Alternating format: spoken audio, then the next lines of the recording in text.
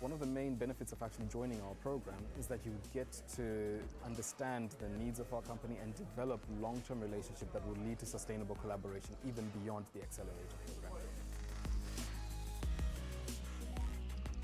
Even for our own products we designed at the makerspace, we could get the materials for free. So it was like material support and knowledge plus the right equipment. The best thing was the opportunity to launch a lot of new projects together with the company, with the Innovation Center. There is a very structured innovation process here, and you understand quickly where you fit in. My favorite part of the Accelerator program was the amazing training we got. We had training around how to manage the finances, how to talk to customers, human resources training. We had training around intellectual property. So it was really good in preparing us for building a really big business. We have a lot of experience in the business which they can benefit from, so we have knowledge in the background because we have been operating for 350 years and we can help them really to scale up their business. It's not just that the building is fantastic from the architectural point of view, but it's also providing them, for example, the makerspace in the 5th floor where they can build rapid prototypes for their idea and then to move on with the development quite fast. After the Merck Accelerator, we were in touch with such a great people, especially from the organization, but as well this allowed us to expand our reach to others outside of that.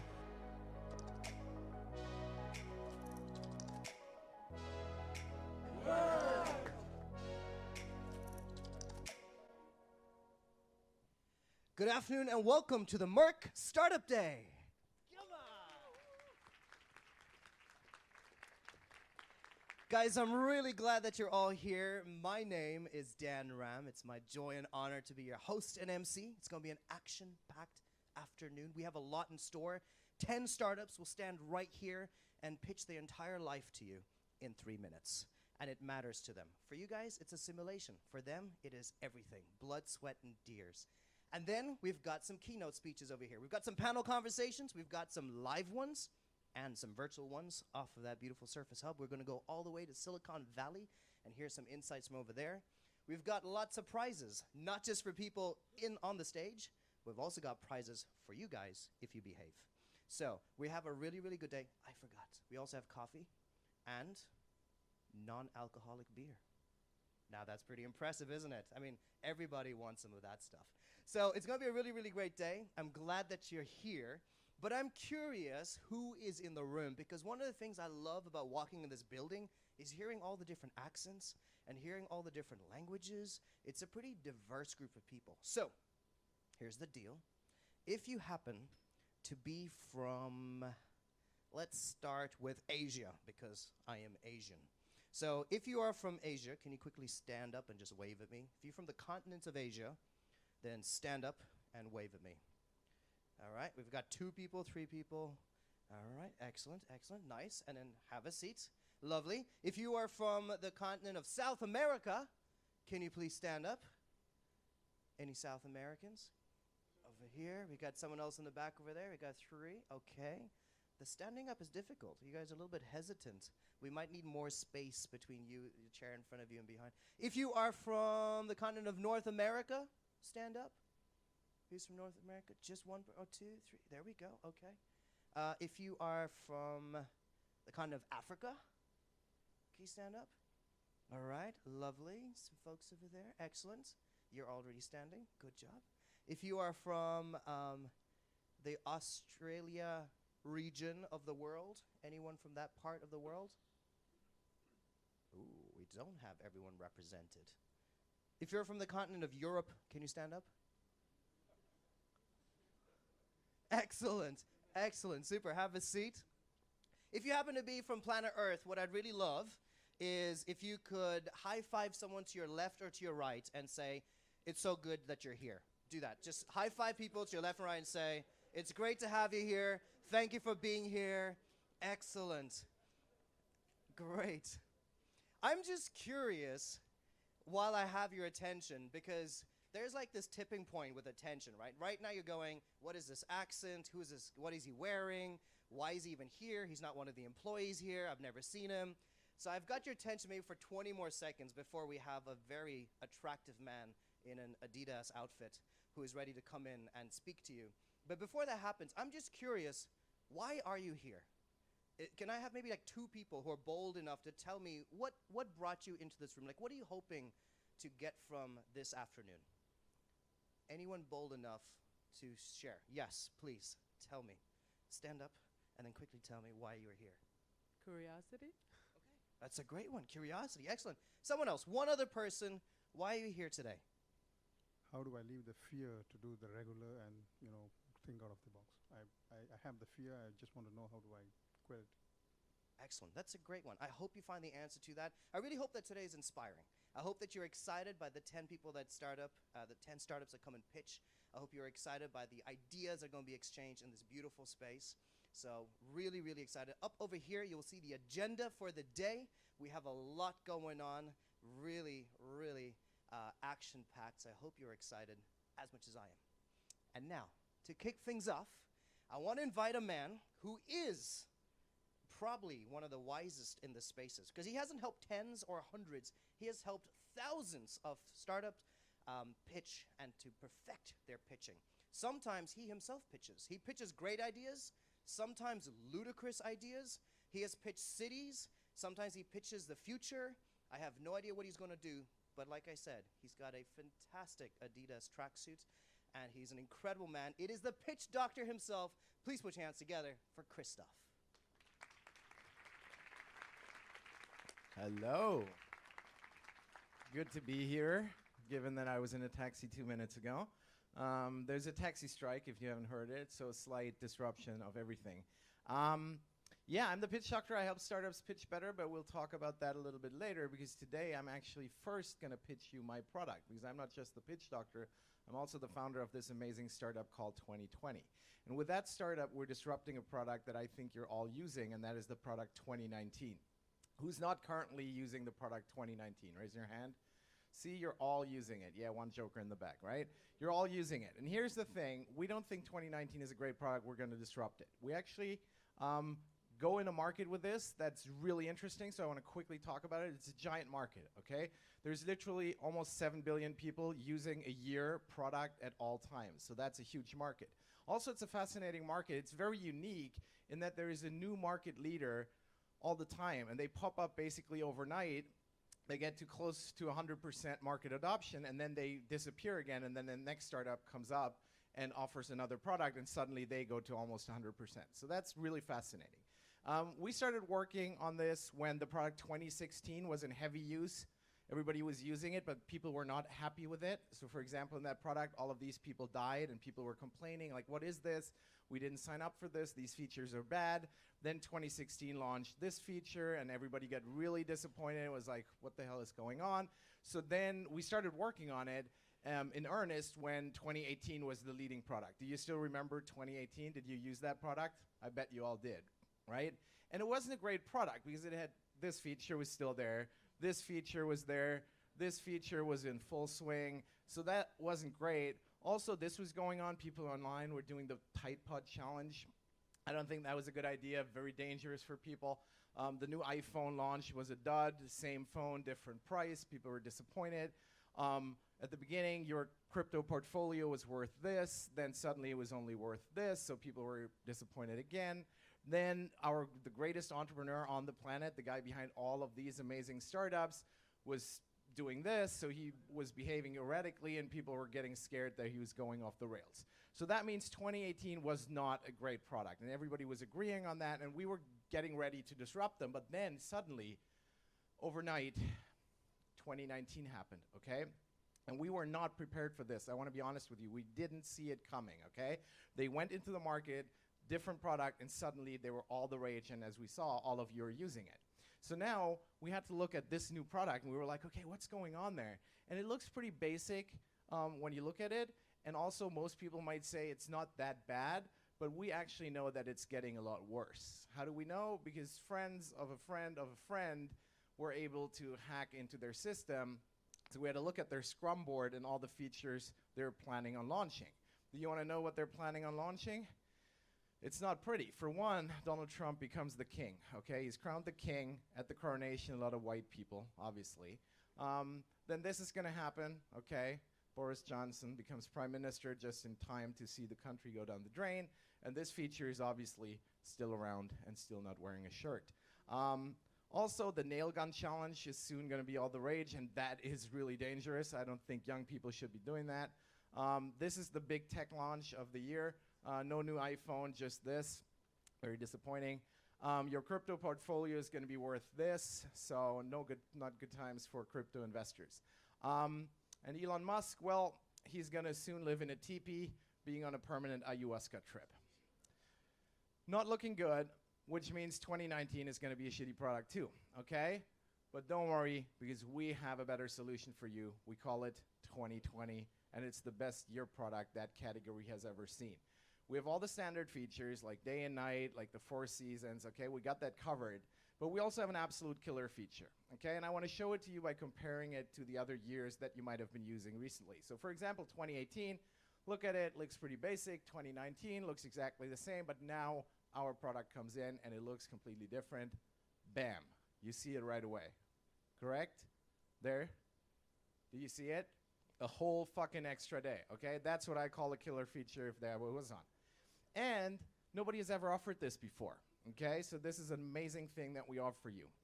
A whole fucking extra day, and with all that extra time, you can do amazing things, okay? You can spend that time on Facebook, finally really get into it. You can spend it on Tinder, finally really get into that, or you can finally do all the amazing master classes that you always wanted to finish but didn't have time to do, okay? And the great thing about all of that, that's all 100% free. These are our free features, okay? But we have paid features as well, and I think that's where we really shine. So if you pay for our product, premium upgrade, for example, Donald Trump gets disposed of by this person, mysterious knight in shining armor. Nobody knows who he is until it's revealed that his name is Barack Obama. And he brings his friend, Mo Chiden, and together they get rid of Trump. Also, UK, we finally put a serious person in Downing Street number 10, and it's going to be amazing. And then there's this feature, and I want to be honest again, we really tried getting rid of this feature, but for some reason it didn't totally work. It's almost like they hacked our system and put it back or something like that. It kept popping up, but we did manage to make it a whole lot better, and that's what we did, okay? So we made it a whole lot better by doing the most important improvement there. We have the Shut the Fuck Up challenge, which is amazing because it forces people not to post dumb stuff online, and all the major influencers get in on it, and it's amazing. It's just going to be a great time to be online. Also, the new iPhone, yes, still the same phone, still a different price, but there's a good reason for it, because now it comes with the iBag, and the iBag is amazing. Do you want to know what the iBag is? This is the iBag, okay? And I see the first Apple fanboys already ordering it. What is it for? Well, obviously, it's the place to put all your dongles, okay? So that is covered finally. And yes, it comes in all the colors you would expect. Also, when it comes to crypto, we have an amazing feature because in our product, finally it gets revealed who Satoshi Nakamoto really is. And of course, it's Chuck Norris. Chuck Norris invented Bitcoin, and when that news hits the TV station, then the crypto prices go up, Bitcoin and all the other ones as well. And when it comes to Elon Musk, in our product, we can save even him because we realize that what he's lacking is focus. He's doing too much. So in our product, he will focus on one product and one product only. And that's the magnetic, underground, self-driving, hyperlooping, reusable, open source orbital Mars station, okay? Once he focuses on that, he's gonna be fine. Do you wanna know what it looks like? That's what it looks like, and it's amazing, okay? And also, I think the acronym is trying to tell us how he came up with the idea. Now, we have a business model. We need to make money, and it's very simple. Merchandise is going to be huge for us. We'll make a killing with calendars, obviously. And also, we have licensing agreements already signed with the Olympics. I'm very proud of that. With UEFA, actually, that's really amazing. But the most amazing one is one we recently signed, and that's the Bavarian Dentist Association Powerlifting Tournament. So they're going to use our brand, and they're going to pay a lot of licensing fees for that. Now, you probably want to know, how do we do this? What's the technology behind all of this? And I obviously can't tell you all the details because it's private information. It's very secret. I can tell you this much, though. Our product is 100% solar powered, which I'm very proud of. And also we use 3D technology, the latest trend, third decade, which no other product has used before. So that's special. Also, we have a great rollout plan. We start rolling out the product over there, and then we roll it that way. That's how it works. Great team. I think that's what every startup needs, and we have it. We're not totally sure about the guy on the right because he was unemployed. We just recently hired him, and he's on a trial phase, but I think he'll do reasonably well, even if he doesn't have a lot of experience building great products. We also have an advisory board that has a ton of experience in this space. I think we got the best people on board for this, and it's going to be amazing. So now, you probably say, shut up and take my money. How do I get this product? Well, we didn't just innovate on the product side, we also innovated on the product delivery side. So we invented this process of how you're going to get this product, and we call it the World Accumulation Interval Transiting, or short, waiting. That's how you're going to get our product, okay? And with that, I can just say, don't fall for the lies of 2019. Use our product, 2020. It's much better, and it's literally the future. Here's some testimonials and what they think about our product, but I don't think it's a contest. So use our product, 2020, the best year that category has ever seen. Thank you.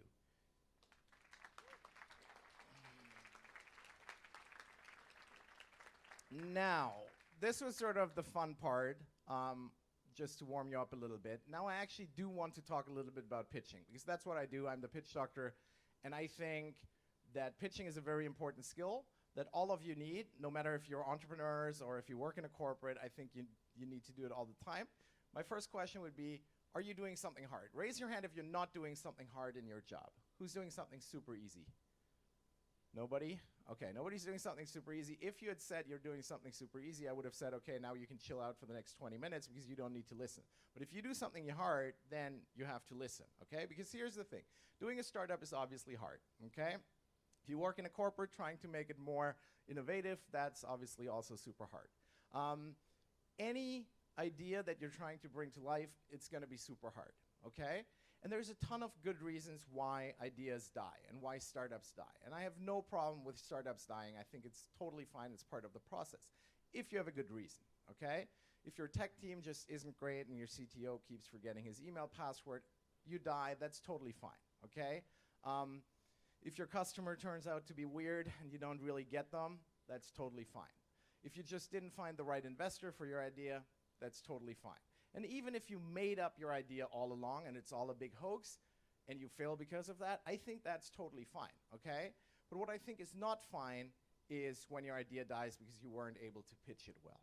That's the thing that I have a problem with, and that's my mission in life, to make sure that people die for good reasons with their ideas and not for bad reasons. So let's keep your pitch healthy and your ideas alive. That's my goal for the next, 18 minutes that I have left. And for that, because I'm the pitch doctor, I want to give you some pills, okay?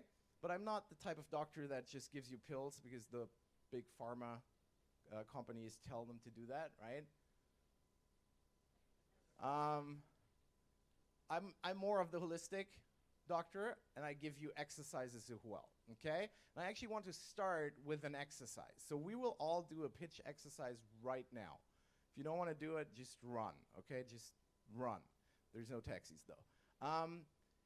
We'll do an exercise that I call pitch yourself. Everybody will find a pitch partner, ideally a person that you don't know super well. So if you're sitting next to your best friend, then find somebody else, okay? I'll call out when everybody will find a partner. And then what we're going to do is you will pitch to that person with the goal of making them believe that you're awesome. That's the job description, okay? Because in a pitch, you always have to know exactly what your goal is. That's really important. That's why I give the goal to you, okay? Make them believe that you're awesome.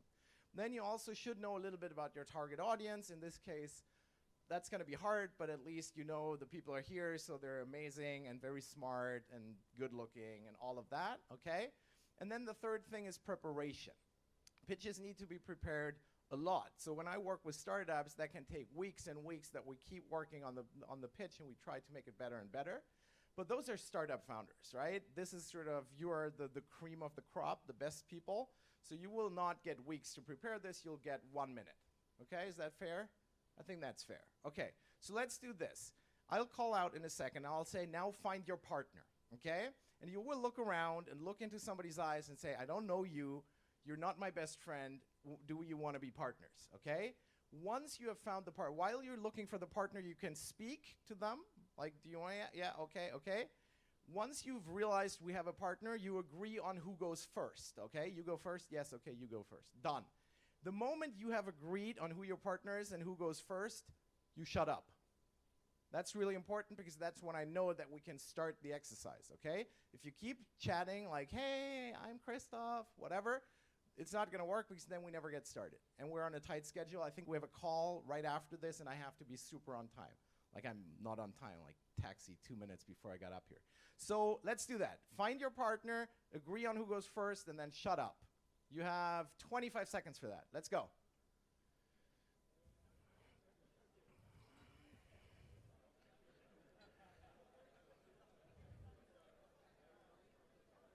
Okay. Has that worked? Does everybody have a partner? Who doesn't have a partner? You don't have a partner. This very, very, very friendly looking person doesn't have a partner. Is there somebody who's, yeah, there's another one. Okay, you two, you're now partners. We need a partner for this guy. Yeah, we have a person here. Perfect. Okay, now what we're going to do is, we need another partner here. Okay, that's perfect. What we do now is, we will have absolute silence for exactly 1 minute while you think about how you're going to do this, okay? 1 minute of absolute silence where you think how you're going to do this. Then I call out first pitch starts.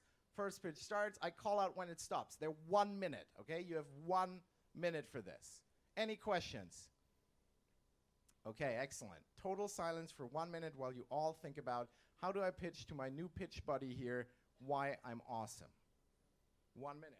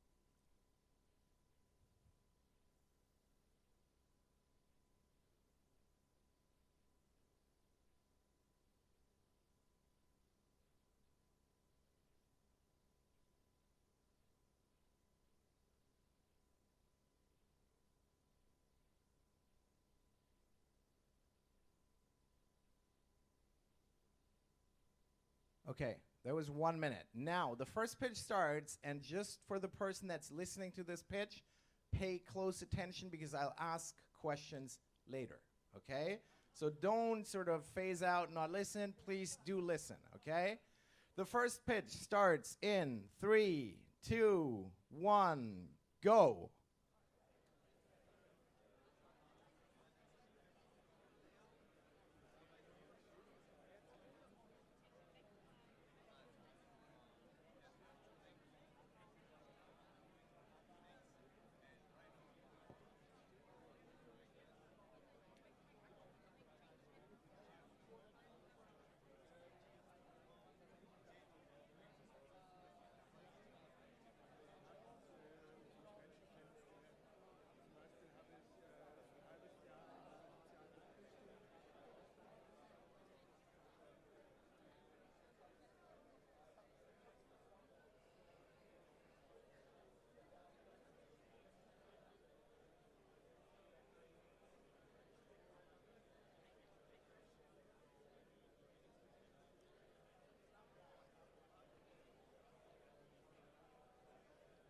Okay, stop, stop. That's 1 minute. Now, no talking, just breathing, breathing. Okay, breathing. And the second pitch will start in 3, 2, 1, go.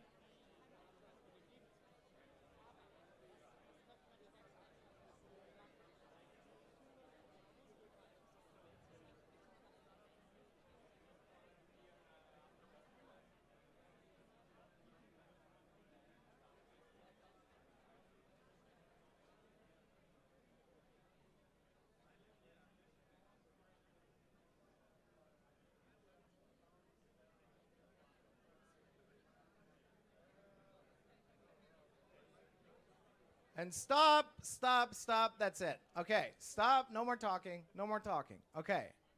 Sit down. What did just happen? Well, for one, you met your new best friend for life. Okay? Don't email me about that. Okay? I only want to get an email if you met your life partner right now. Okay? I'm still waiting for the first marriage to come out of this exercise. I think it's due soon. Okay? Second question. Now I want to hear a little bit about what happened. What did the person that pitched to you do? So you're answering these questions about the pitch that you heard and not your own one. Okay? So first question is, do you think the person that pitched to you is awesome? Raise your hand. Okay, that was the test. Who's awake? That worked very well. Would have been very awkward if you didn't already raise your hand. Now, the second question is, did the person that pitched to you talk about private things, business-related things, or both? Private things only? Yeah, Germany. Business things only? Yeah, slightly more. Both? Yeah, Germany. That's awesome. Okay, because this next question is basically already answered. Did the person that pitched to you only talk about one thing? Like, did they tell one amazing story, or were they going through a list? One thing? List? Yeah, I'm not even asking that question in Germany anymore because we're list people. I don't know why. We love saying, hey, awesome, because 1, 2, 3, 4. Let's see how many reasons I can put in there. Next question. Did the person that pitched you actually say the word awesome? Yes? Okay, no? Yeah, okay, it's sort of 50-50, unclear. Okay. Why do I ask that question? Because obviously it would be really easy to say, I'm awesome because. Like, that could be the first sentence and you're making it easy for yourself. But sometimes people don't feel like saying that and it's a little bit too direct, okay? Now about tactics. Did the person that pitched to you try to be funny? Yes? Germany. Did it work? The one person that raised their hand, did it work? Who raised their hand back there? Did it work? Was it funny? Yeah, okay. So good answer because the person is sitting next to you. Very smart. Next question. Did the person try to tell you a very emotional story, something that was sort of sad or very real stuff? Anyone? Yeah, okay. Emotional. Okay, I bet the person that pitched to you is not German because we don't do that shit. Okay. Excellent. Now, final question. And this is basically why are we doing this exercise? Outside of you meeting your next life partner or best friend at the least, and you answered this question for yourselves, okay? Did that feel good? Did you enjoy doing that? Okay, we go through a scale. Felt great. Raise your hand. Some people. Okay, felt reasonably good. Yeah, okay. Felt sort of awkward. Worst thing ever. Nobody worst thing ever? Nobody? Not one person? Okay, I failed with the exercise because what I was trying to do is basically force you into a really uncomfortable situation where you have to, and this is the worst pitch ever, okay? To talk to somebody you don't know and tell them why you're awesome is not something that anybody would enjoy, okay? Certainly not in our cultural sphere, but even Americans don't like that. Even if the cliche is they love talking about why they're so awesome, like this exercise is so weird that nobody really likes it. The only thing that I feel like maybe that's why it wasn't so bad is because you only did it to one person. Ideally, I would have asked everybody, come up here, do it to everybody, like all these weird people you don't know, and ideally, we would have done it naked, okay? Because that would have sort of pushed it over the top and making it so awkward.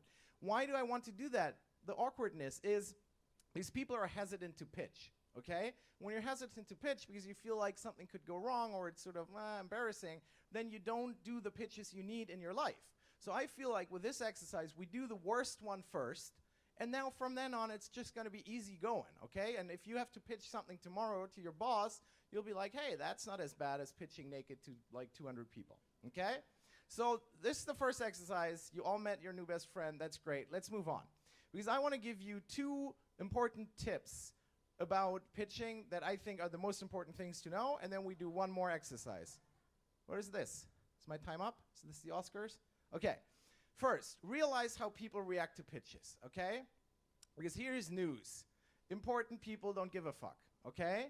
The more important people are, the more pitches they hear. Because if you're an investor that everybody wants to have for their startup, or if you're the CEO of a company, you are pitched constantly. People come up to you and say, hey, we should be doing this, we should be doing that, you should give me budget for this, you should give me money for that, okay? So that means that people get numb to it, and they don't listen to it anymore, and they're like, yeah, whatever, I don't care. They build this little Trumpian wall around them where they don't care, okay? And that means that your first job with a pitch is you have to make them care. You have to get through that wall. And now the big misunderstanding happens, because people always think that to make somebody care about what I'm talking about, I need to talk to their brain, okay? And yes, important people have very, very big brains, much bigger than this one, okay? But the misunderstanding is it's not about the brain, because the human being, important or not, has a brain, but they also have a heart. And the heart, in the context of pitching, is way more important, at least in the beginning, than the brain. Because when people don't care and you have to make them care to get through that wall, you don't do it with facts, you don't do it by putting facts in their head, you do it by getting them emotionally interested. And to do that, you have to get a little bit of a wow effect out of them, okay? Maybe if they don't say wow, they should at least think it. You have to entertain them, because if they're bored, then they're not going to start caring about what you're pitching them. You have to inspire them. You have to show them something that's new, where they go like, ooh, this is interesting. Because these people are very curious for new things. Depending on what you do, you might have to make them laugh, or you might have to make them cry, okay? And this very much depends on the startup that you're doing. But you have to get that emotional reaction. And an investor at a conference summed that up perfectly for me, because he said, of course I know what I'm looking for in a startup, the team, the KPIs, and whatever, but if the first pitch doesn't make my pulse go up, I'm not even going to listen to it. Like, I'm not even looking at it in detail. Because that is the first thing they have to do. They have to say, oh, this means something to me. And then they switch on their brain, and then they look at the facts, and then they check it out if they really think it's a good business model. But the first reaction has to be emotional. And the tool for that is your pitch. To get that emotional reaction, the tool for that is your pitch. And that's why pitching is so important, because the more important the person is you're pitching to, the less they care about you walking in. Like, if you pitch to an intern, the intern is going to be like, woo, somebody's talking to me, right? Any interns in the room? No? Okay. Yes, one. Do you know the feeling? Like, are you like, yeah, somebody's telling me about their idea? Sure. If you go to the CEO of Merck, they're not going to be like, woo, finally somebody talking to me. No, they get bombarded by pitches all the time. So your pitch is important for that. The second pill, where does your story start? And this is a really important one, because if we're talking about getting people emotionally excited, we have to understand where the story needs to start. And I think it needs to start here, with a problem. The house is on fire, okay? Human beings are problem solvers. If you think about it, everything we do all day is meant to solve a problem. If we don't brush our teeth will fall out, right? So we solve that problem by brushing our teeth. We do all of these little things. So all day we're problem solving, and I think that's why people are very focused on problems. If I have a problem, I want to solve. If I see a problem, I want to solve it. And that's what startups do when they're pitching. They focus on the problem, and they want to get the audience to understand what the problem is, and they want to show the audience that they feel their pain. This is one scenario where I'm pitching to somebody who has the pain that I'm trying to solve, or if I'm pitching to a third party, I make them feel the pain, okay? So if I'm pitching to a customer, I want to show the customer, hey, I totally get what your issue is, and I'm solving it. And the better I can do that, the better the person is going to believe me that my solution will work. If I'm pitching to an investor and I say, hey, this third party has a problem, what I'm trying to do is I'm trying to make them feel the pain of somebody else. The pain that they don't have themselves, but I still want to make them feel it. Why is that? Because when I can do that, they will get ready to hear about how I solve this, okay? Now the question is, how do I do that? The term that I hate so much, but that is also so important, is storytelling. And this has been beaten to death in marketing for the last 25 years. In my first week in an advertising agency 20 years ago, they were like, oh, storytelling, storytelling. I'm the storytelling zombie, but still, the point is valid. If you can make it that people feel like they're listening to a story you're telling them, and that describes to them why there's a problem that desperately needs to be solved, they get ready for your solution. And that's obviously the moment in your pitch where they go, oh, thank God, we have a solution for this. Now, if you think back to the problem I showed you, the burning house, what do you feel about my solution? Is that going to work? No, it's not going to work, right? Because it's too small of a solution. So now you want this, obviously, because this would solve the problem. But the issue is when you're pitching something, can you just make your solution bigger? No, of course not, because then people will say, ah, but you can't really build that, that's unrealistic, that's naive, whatever. So this means that it's not really about making the solution fit the problem, it's about describing the right problem. Because what I see startups do all the time is they're pitching a big problem, like 50 million people every year die of cancer, and now I'm expecting a solution for cancer. That's what I'm expecting. So my expectations have been risen to a level that's unhealthy because you can't deliver on that, okay? So now you're giving me your solution, I'm disappointed. But if you were to say 50 million people die of cancer, and then you say there's 150,000 cancer researchers in the world, and for those, they have a specific problem with the software they're using, and we give them better software for that, then I'm not disappointed. But I see the value you're creating, but sort of mirrored against what you just told me was the problem, and that was a realistic one. So the really important thing is that you don't overpromise and then underdeliver, because if in your pitch somebody gets disappointed at some point, no go, you have to set realistic expectations and then deliver on those. And that's what we're going to do in our final exercise. The exercise is called an elevator pitch, okay? Do you know what an elevator pitch is? When your boss doesn't have time to meet you, you wait for them in front of the elevator. You suddenly jump on the elevator with them, and oh, there's a minute to pitch them, okay? And that's what we're going to do for an everyday item, okay? And I show you what I mean by that, and then you'll do it with your pitch buddy. How are we doing for time? 4 minutes? Good. We can do it. So here's my elevator pitch, okay? You all know the problem. Spaghetti sauce is amazing. Spaghetti and tomato sauce is the best thing ever. But unfortunately, to make a good tomato sauce, you have to simmer it for a long time, right? That's when the tomato flavor gets really intense. And if you do that, what happens to the tomato sauce, it's bubbling, right? So it's bubbling out of the pot, it's onto the walls, onto the ceiling.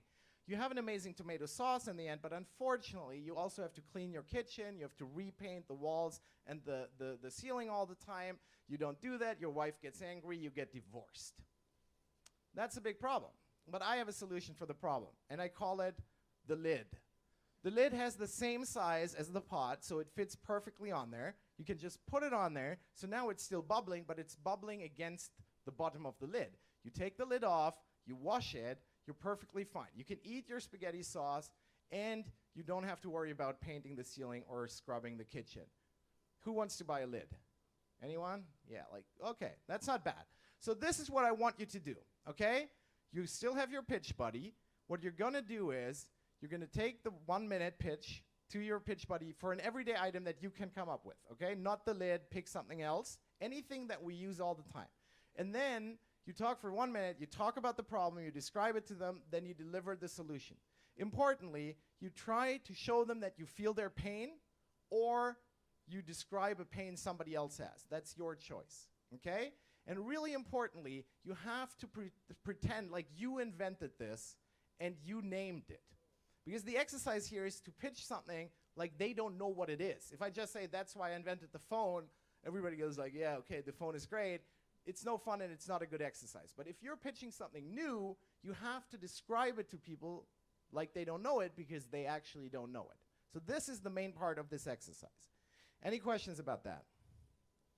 So given that we only have 2 minutes left, what we'll do is we start in like 10 seconds. I'll call out first pitch. And the person that pitched last on the other exercise goes first and then vice versa, okay? And you will have, in 10 seconds, you'll have a minute and then I call that out. So think about which everyday item, get back with your buddy, and in 10 seconds, we'll start with the first pitch. And make sure you do this. You invented it, it's completely new, they don't know what it is at all. So the first pitch starts in 3, 2, 1, go.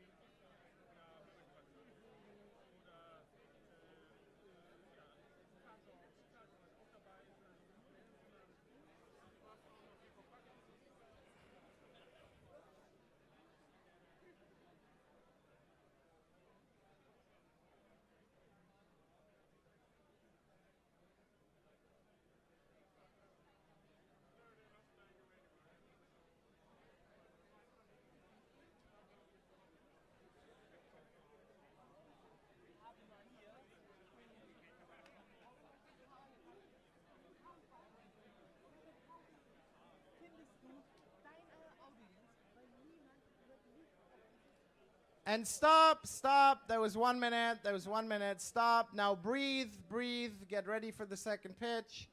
Some breathing. That's good. And the next pitch starts in 3, 2, 1, go.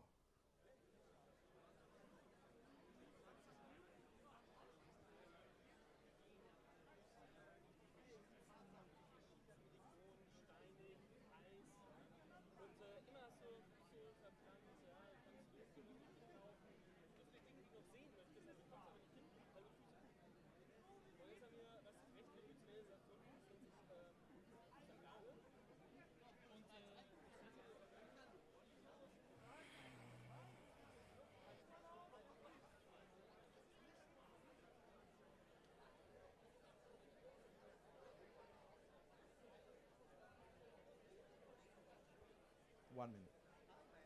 How are you doing?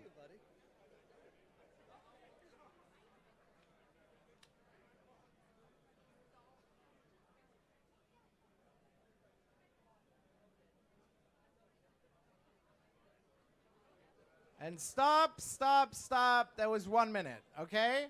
Now, I only have a handful of questions. First question, did the person that pitched you take their pants off or down? That did not happen, okay, because that recently happened to me in a group where I did this, so I want to make sure that that wasn't topped, okay? You're not as crazy as the Swiss people. That's good to know. Second question, this is the important one. Did the person that pitched to you really do this? Like, did they really pretend they were pitching something that's totally new, they invented, and you've never heard about it? If that was not the case, if the person sort of assumed you knew something about it, I will now give you 15 seconds scolding time, because that was what we did the exercise for. If they did do this wrong, scold them for 15 seconds. Otherwise, that's it for me, and I will give back to the best MC in at least the world, maybe more, Dan Ram. There you go. Thank you. Let's give it up for Christoph. Honestly, do not know how Putin has not killed him yet, because I've been watching for years. His stuff is hilarious. You got to go check out YouTube. He's pitched Berlin. I know we can't use that B word here in Frankfurt, but or the region of Frankfurt, but he pitches Berlin around the world, and he obviously makes a lot of fun of very powerful people, and he's still alive, so that's amazing. He's actually here for the rest of the next couple hours, so grab him during a coffee break or another time. Keep your pants on, and do talk to him. He's amazing. Now, we're going to do something special, but I also forgot something really significant that will cause at least me to have a lot of trouble if I don't do this. So what I want you to know is, if you can all smile at me right now, I want you to know that you are on camera. And it's important that you're aware that you're being recorded. Everyone okay with that? Yeah? Don't smile if you're not okay with that. So we need you to know that we're recording stuff. Obviously, we want to celebrate what's happening in this room. We want to celebrate all the innovation that is happening in this building. And so we are celebrating you guys as well for being a part of this. So hopefully that's okay. If that's not okay, then make that known to me very soon, because we need to come up with a mask for you to wear while you sit here. Why has no one thought of that? That's actually a good idea. If you just wear masks, then we're okay. We're GDPR compliant.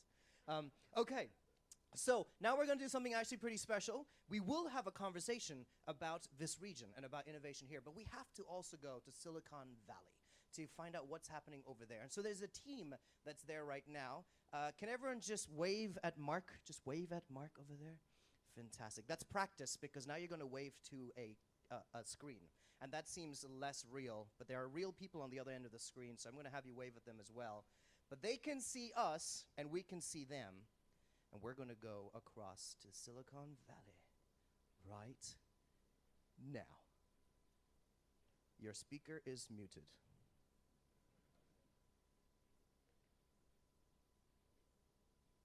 Hello?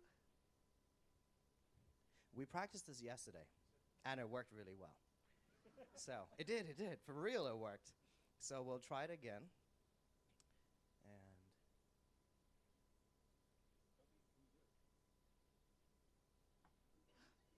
I hear sound. Toby, can you hear us? Your speaker is muted. people. There are humans. Can you see us? Wave if you can see us. Oh, they can't hear. Can you hear me? Can you hear me? Can you hear us? Yes. Because we cannot hear you. Oh. Okay.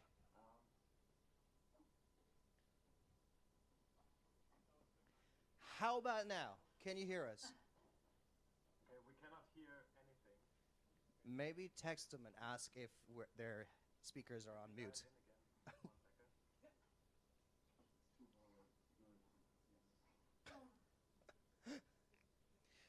So the reason we're going there across is because there are some people who are instrumental in Merck innovation who are traveled over to Silicon Valley to explore what's going on over there. And we'd love to get some of their insights. And if not, I'll just make up stuff about what they're going to say. And I will tell you what Merck's perspective on innovation is. So let's hopefully get them on board, because that's better than me making up things. Oh, your screen's doing something. It shrunk. It's back. Yes. Do any of you own one of these in your house? A Surface Hub? It's pretty pricey. It's quite special that we get to have one and be so close to it. If only it worked.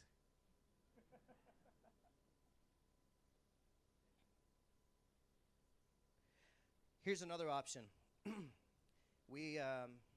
Has anyone heard of the phone?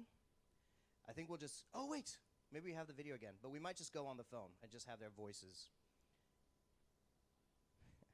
It's always great when one side thinks the other side can't see or hear them. Can you hear us? Can you see us? If you can hear us, give us a thumbs up. Oh, okay, so you can hear us. If you can see us, put your hands over your head. No, I don't think they can see us, but they should have heard us. So they can't see us, but they can hear us. We can't hear you, though. But we can see. What do you prefer? We'll do a vote. Do you want to see them or hear them? We pick one or the other. We can't do both clearly. So, would you like to see? Okay. So, say something nice.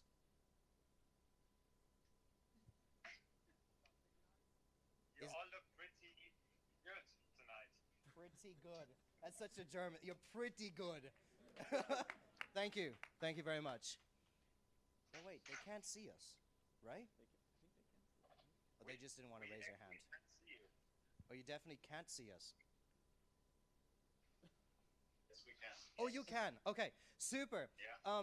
So really quickly, because some of you are in the screen and some of you are not in the screen, is it possible for you to get all... Okay, I'm moving now. I think now I'm viewing the screen. Yes, now we see three of you. Can you really quickly introduce yourselves, like name and favorite kind of chocolate or title, whichever you prefer? I will start with that. I'm Isabel De Pauli. My favorite chocolate is actually Lindor, the red ones that melt like crazy. And I am the Chief Strategy Officer. Amazing. Nice to have you here, Isabel. Who's behind you? Michael. Hello, it's Michael. I'm heading Innovation Center. I'm proud to be working with all the people with you guys in Darmstadt. And my favorite chocolate is nuts. Really? Yeah. Favorite chocolate is nuts? Chocolate with nuts. Oh, chocolate with nuts. Okay, Yes. that makes sense. Great. And? All right, well, that leaves me. I'm Jasper Bos. I'm heading M Ventures, the corporate strategic venture capital fund of Merck. And I would say my favorite chocolate is Swiss and white. Amazing. Excellent. Thank you for being here. Hopefully you can see us. We've got a room full of people who are curious to hear the startup's pitch and curious to hear more about what Merck is doing in the innovation space and to learn about this region. Isabel, just starting with you, why is a giant company like Merck working with startups? I mean, how on earth can a bunch of little startups benefit you guys? In several ways. We as Merck are a relatively old company, as all of you know. But one thing that has been always super important in the trajectory of the company is the ability innovate is the ability to work with new topics, to spot technology trends, and to develop them accordingly, and bring amazing products to the market. And that has everything to do with actually what everybody in this big room is doing. Because in our innovation ecosystem, we are really working with several partners, with large companies, small companies, with startups, with internal teams, and really trying to spot and develop the most amazing technologies for the future of Merck. And this is where, of course, where the startups play a super important role, both on the side of, working on these novel technologies and then maybe partnering with us, bringing our teams, our internal teams forward and bringing ideas to the game, but also where I think that the relationships for both sides are a very productive one. So we are very excited to see all of you in this room and to work with you in the future. Excellent. Thank you so much, Isabel. Michael, thank you for retweeting my tweets, and also thank you for sharing a lot of cool ideas on social media. You've seen a lot happen through this building and in your role over the last 3 years. Any exciting moments, any highlights that you'd like to share with us? How much time do you have then to come up with all the moments? There will be a lot of them, to be honest. No, seriously, in the last 3 years, there have been a lot of these great moments. We have a lot of internal teams, as Isabel said, working on really cool topics, which we call our internal startups. We work a lot with our external teams since 2015, when Munja started the Accelerator program. And we saw a lot of great teams coming through the Accelerator. And what really excited me is to see the willingness they have to take risks, not just the internal teams, but also the external ones.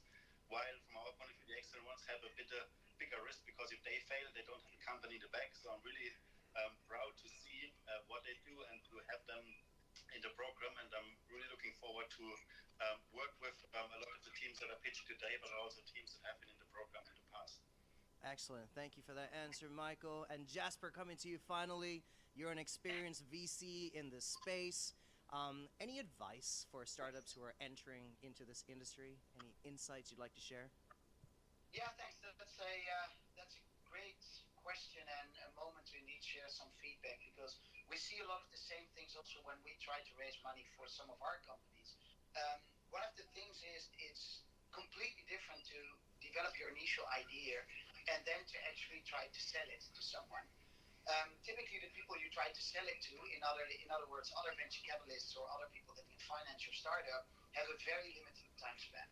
So really try to make sure that within, I would say, 1 minute, you can convince someone that there is a certain level of differentiation which allows this product to become the leading product. However, it's very, very difficult to pitch, because typically you have to pitch to 50 or 100 different investors in order to actually get one to buy it. So the other piece of advice is literally never give up, and treat all feedback you get as a gift. Feedback can be very, very negative. Feedback can be non-existing, simply somebody who doesn't respond to you.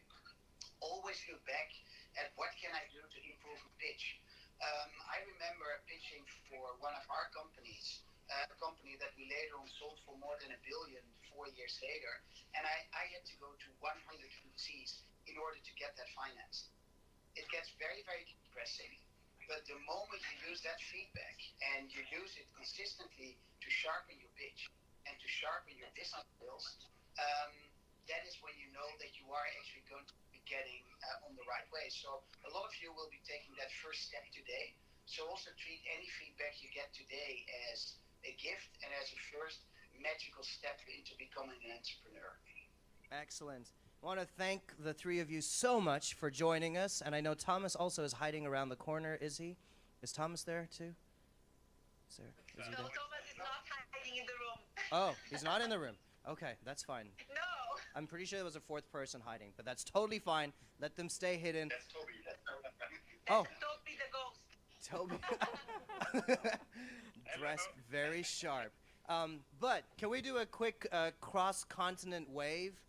So we'll wave bye to you and you wave bye to us, but thank you so much for joining us. See ya. Hey. Excellent. Thank you so much.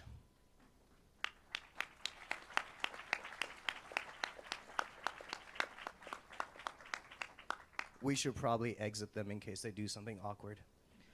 They're like, oh, they're done. Excellent. Guys, we're going to now bring it to an actual human that is here in flesh and bone. It is the head of the Merck Accelerator. Please put your hands together for the wonderful Munya. So, thank you very much, Dan. Thank you very much to the guys in Silicon Valley. I'm pretty sure they can't hear us anymore. But thank you to all of you as well for taking time to come and join us in the Startup Day. So this is our 7th intake of the Accelerator program. And I just wanted to give a brief introduction to what we actually do, what the program is about, and where we sit as well. So you heard from the bosses of the whole program just now in Silicon Valley. So they're out there working on strategy for us for the next couple of years, as well as sort of updating themselves as well on how we can further collaborate within the unit. I'm actually the head of the Accelerator program. My boss, who's head of the Innovation Center, kind of gave a hint to what we do in the building, which is we grow, we help ideas grow. So we support a lot of excellent-minded people who pitch some great topics in addition to what we already do in our existing businesses of healthcare, life science, and performance materials. So they always come in with very new ideas, very exciting projects that we then support to scale into viable businesses as well. So we do this by setting one bit a strategic direction for the entire innovation center ecosystem. We have 3 innovation fields: biosensing, liquid biopsy, and clean meat. We also have ideation projects within the internal pipeline of Merck, but we always complement this with external partners. And quite a huge chunk of what we do with the external side is with startups. And this is why we have this program with us, the Accelerator program. And this is what I'm going to dive into a bit. So just a bit of history. So we started off in 2015. Have developed the program as really trying to position Merck as an innovative company, trying to understand what's happening in the ecosystem of the startups in spaces where we wanted to work a bit more.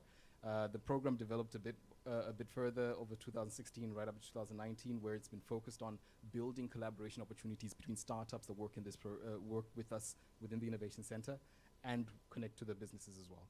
What we're working on as well is continuously improving the program. As you can see, 2019 to 2020, we're looking at sort of synergizing a bit more the entire ecosystem within Merck. So we're not the only ones who work with startups. Obviously, the company is quite big, and there are a lot of opportunities that come to us, and the ecosystem is quite broad as well. You learned from Jasper, who was here.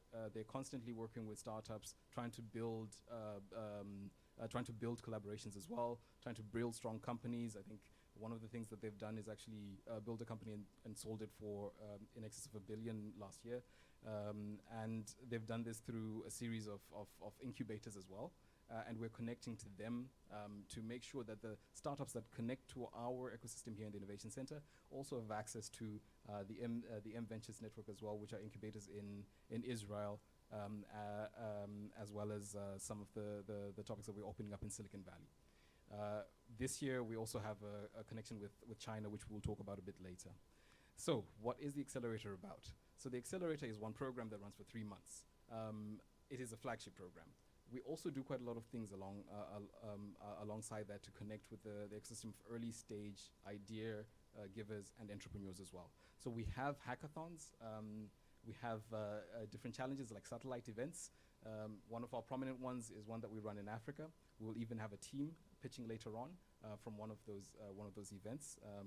Would really appreciate if you also talk to them. They'll be standing here after networking as well. And then all the programs that we run are leading to one point: collaboration with Merck. So the idea is to identify some of the opportunities that are in the company, connecting with people, and figuring out how you can together combine into one solution that could fit our existing businesses, people who are working at Merck, or our customers as well. But for the awesome teams that are here, so they've been here for 3 months. There are 10 awesome teams that were selected from 565 applications from over 50 countries. They have proposed more than 20 projects within Merck.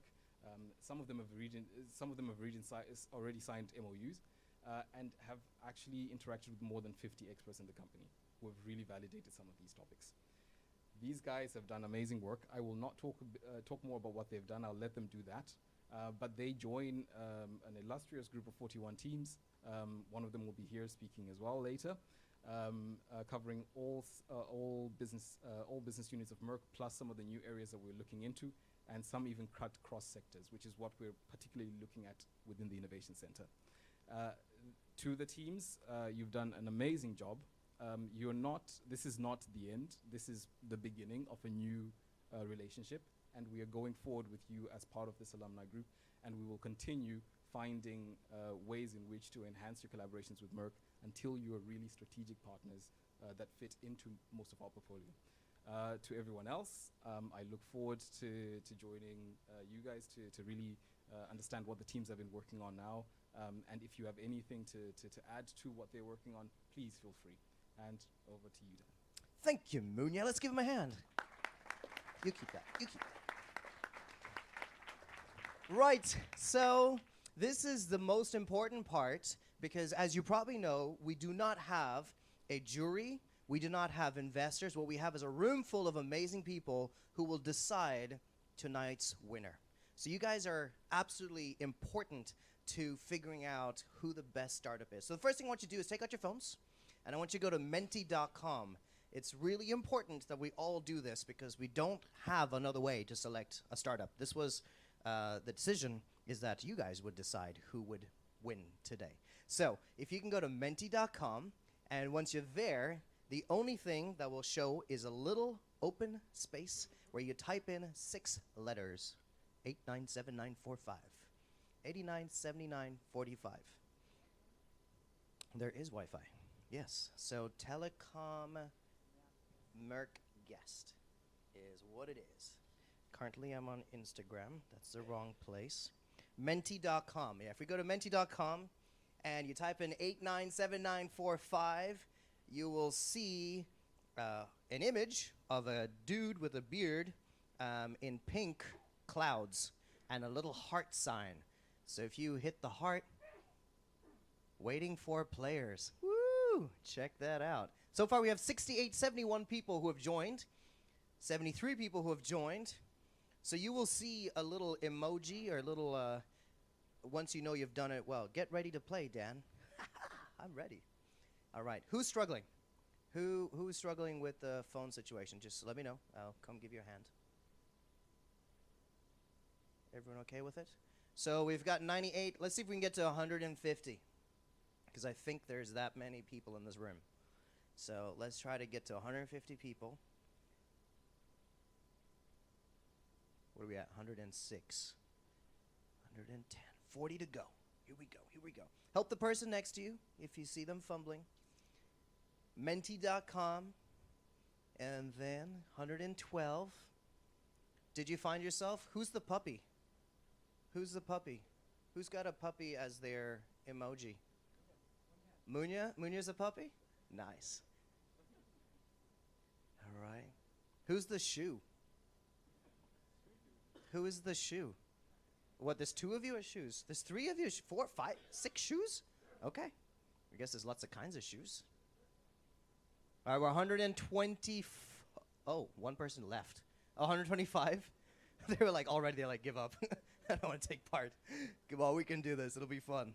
120. How's it going down? We need to be going up. Guys, don't log off. Stay on menti.com. So what we're going to do is 3 quick questions. And we are going to see how much you know about what Munya said, but also about Brexit. Yeah. Look, the pitch doctor said you should say something that will amaze or entertain or make people go, what? So there you go. I won. I made you guys go, what? But that is actually one of the things. We're going to test your Brexit knowledge. So maybe I should just give up at, keep it at 126, 25. That's a good number, right? So let's go with it. Okay. Oh, I was one of those people. My phone switched off. Okay. 130. I'm back. Okay, here we go. All right, I'm ready. So this is a speed round. We're going to see who answers this question first. Mark, I think we're ready. Let's go for it. He clicks a button. Boom. Answer fast to get more points. You will see on your screen how many times did Theresa May's Brexit deal fail. You got 5 seconds to answer the question. Boom. I already answered it. Okay. How many times did Theresa May's Brexit deal fail? Most of you said 3, and 3 was correct. And now we'll see who was the fastest to respond to it. And so we can't see it. Huh? Oh, at the end. Oh, I see. You got to be the fastest overall. Okay. We ready for question 2? Oh, do you guys not respond when I ask a question? You guys ready for question 2? Okay, sweet. Okay, let's go. Let's go, Mark. I'm ready. Answer fast to get even more points. Number of Oh, no. I wasn't listening. How many, Munya, did you say? Shoot, I actually don't know the answer.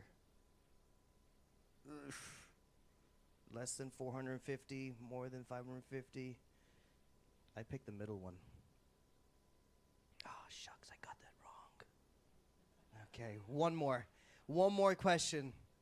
One more question. To be fair, I didn't understand the spelling of year. That's what threw me off. Okay, question number 3. Let's go. And look at your phone. How many startups applied since 2015? These questions are really difficult.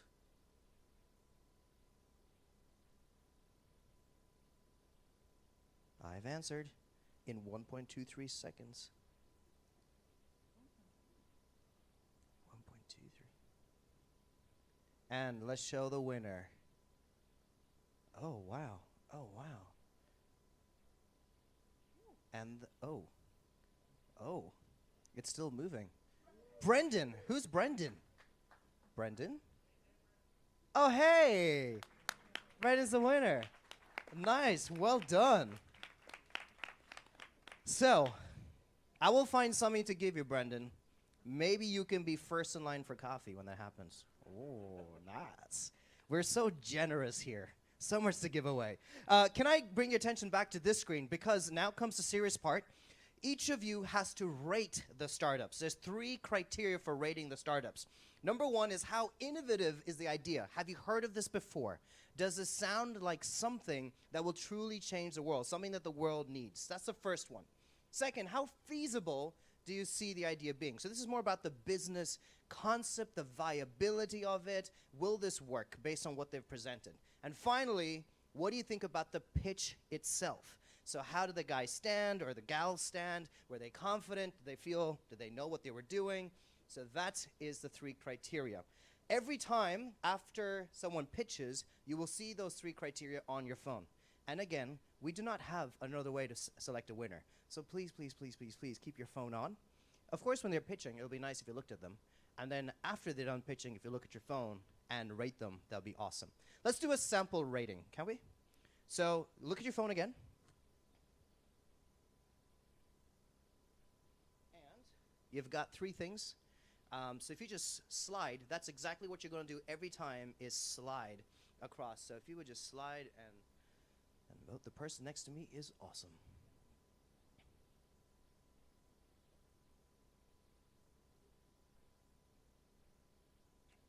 So 70, 85 people know exactly what's going on.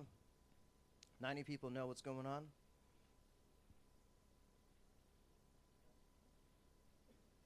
107 people. All right, let's get another. How many were voting? About 125? 117. Cool.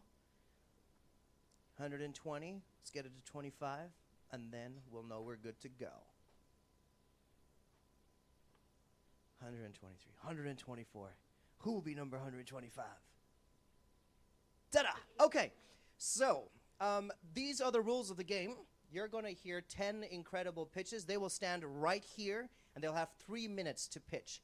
Once they're done pitching, I would love for you to start voting. And again, to say thank you for the incredible work that you guys are doing as being our jury. We actually do have prizes for you guys, more than standing first for coffee. We actually have something to give you guys too. And we'll announce that later on. But the only other request I have is when I announce a name, please clap for them. Because for me, this is my job to stand here with a microphone. For them, their job actually involves sitting and making things that will actually change the world.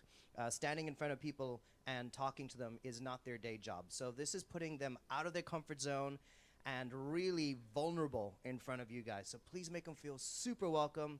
make them feel really celebrated. This is a big moment. They've been working hard for 3 months, so I hope you will make them feel really, really loved. Sound good? Excellent. You guys are great. Thank you for being here. Okay, let me tell you. Oh, yeah, you should clap for yourselves. Thank you all for being here. Yes, yes. It's true. You guys are great. Okay, this next gentleman, besides being a genius at what he's building, I cannot wait. No, wait. I will announce you. Stay over there. Okay. Besides being absolutely fantastic, he's also a gentleman with a big heart. A couple years, when he was 22 years old, he had some really good family friends, and they got involved with a tragic accident. And his own friend survived, barely, losing the rest of his family. And his friend became a quadriplegic and needed an operation, and it would cost $20,000. And this young man, at 22 years old, spent 7 days and raised the entire $20,000 for his friend. That's the kind of caliber of good people that are trying to make a difference in the world that will be pitching in front of you. So please put your hands together for Prakhar from Merck Labs. Hello. So doctor is in the room. Can I start? Yes. Yeah, hi. So good evening, guys. We are Merck Labs. We are from Bangalore. We are into disposable cartridges for doing cell counts at home. So just think of us like AccuCheck. So instead of doing glucose, we do something called cell counts. Why cell counts? So what happens is, just take a case of a chemotherapy patient. So in the case of a chemotherapy, there are side effects. So one of the side effects is something called bone marrow suppression. And when that happens, the internal cell counts of the patient fluctuates. If it is an internal bleeding, the platelets go down. If it's an infection, WBCs go down. And unless the cell counts normalize, the next chemotherapy session is not lined up. And the patient has to do these kind of a routine test 30 times at least in the 6 month of chemotherapy session. So what we enable is that these kind of a simple test can be done at the home setting itself by using something called disposable cartridge-based cell counter. The market potential is quite immense. It's a $2 billion opportunity in the developing world. So how it works is that instead of the patient has to go to the chemotherapy session, if the cell counts are bad, they go back. So the hospital loses on the sitting fees. The patient, especially the elderly, they're already prone to the infections. So that is why they lose on their health. There's an interesting positioning of the product in the developing countries, which is a $1 billion opportunity. Instead of chemotherapy, their target market is for women and children, especially the catchment areas are the areas which are prone to dengue, they're prone to infections. So the same kind of a solution is presented in a different manner, positioned in a different manner in the developing countries. So how it works is just like a glucose one. So instead of doing a venipuncture from your veins, you do a capillary prick, you collect your blood sample in a cartridge, and then you load the cartridge into the reader. And in a matter of 7 to 8 minutes, you get the full panel out. The video is supposed to run on that TV, but I think they've closed it.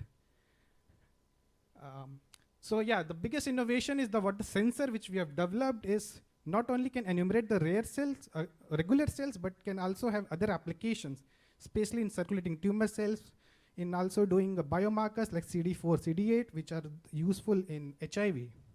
So we have a granted patent and 4 PCTs which we have filed. So guys, thank you. But this is my 90 days report in 2 slides. I'll just share with you. My sincere thanks to Dr. Michael and Harvey, my point of contact. They introduced me to interesting people, and we got few applications, potential applications in the life sciences and the performance material divisions. My sincere thanks to BlaBlaCar and Flixbus. I traveled 15 cities in the last 90 days, speaking to customers, speaking to manufacturers, development guys, and lots of people. And I actually went to Paris and came back in 52 euros only. Last but not the least, this is the biggest highlight, guys. Nuno, can you please stand up? Nuno, hi. So my advisor from GHI, Merck, he introduced me to the distributor, and we have a letter of intent for 100 instruments in 3 countries of Africa, Mozambique, Cameroon, and Angola, which we will be placing for research use purpose only in 2021.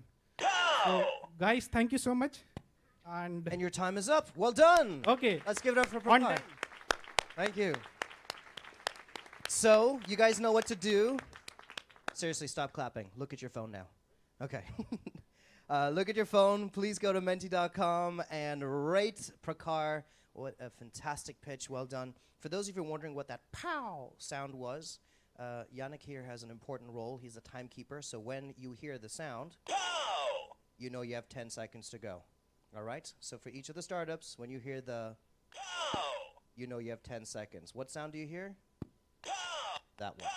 Got it? Okay, super. So please rate Prakar, and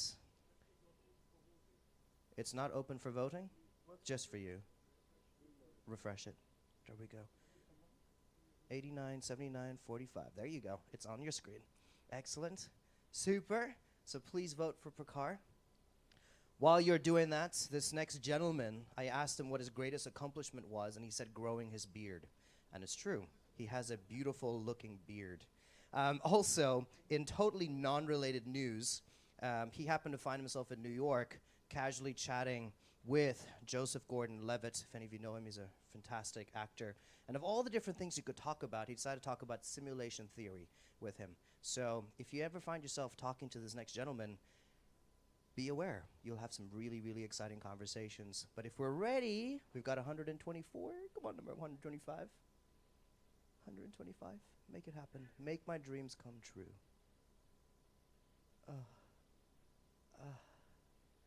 One more person vote. Munya vote. There we go. Excellent. Please put your hands together for Dulik from Pear Diagnostics.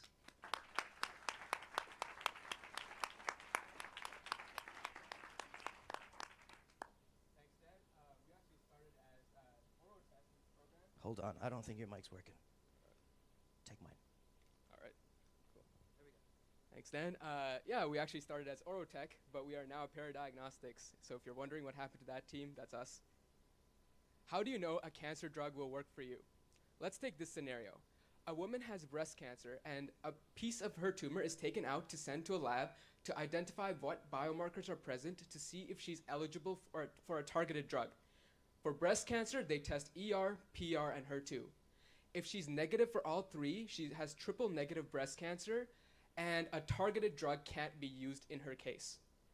The problem, there are 8 FDA-approved drugs and combinations that can still be used to treat TNBC. The oncologist has to decide which treatment to give her, but there's no empirical way to decide. You can't use a genomic-based test because that will just detect a biomarker, but there's no targeted drug to then use. And so treating patients like this often ends up being trial and error. So how do you address the patients that don't have biomarkers for targeted drugs? That's where Pear Diagnostics comes in. We take the various FDA-approved cancer drugs and a piece of the patient's tumor. We test all these different drugs outside of their body to see which one is going to work the best. We focus on cancers that can't be addressed by genomics, such as triple-negative breast cancer. The premise of our solution is to recreate a proxy of the patient's body so that we can test drugs accurately outside of their body. We inject drugs into a circulating bloodstream, which then exposes the tumor sample and healthy cells from the patient in the same manner that it would happen inside when they're injected with that drug.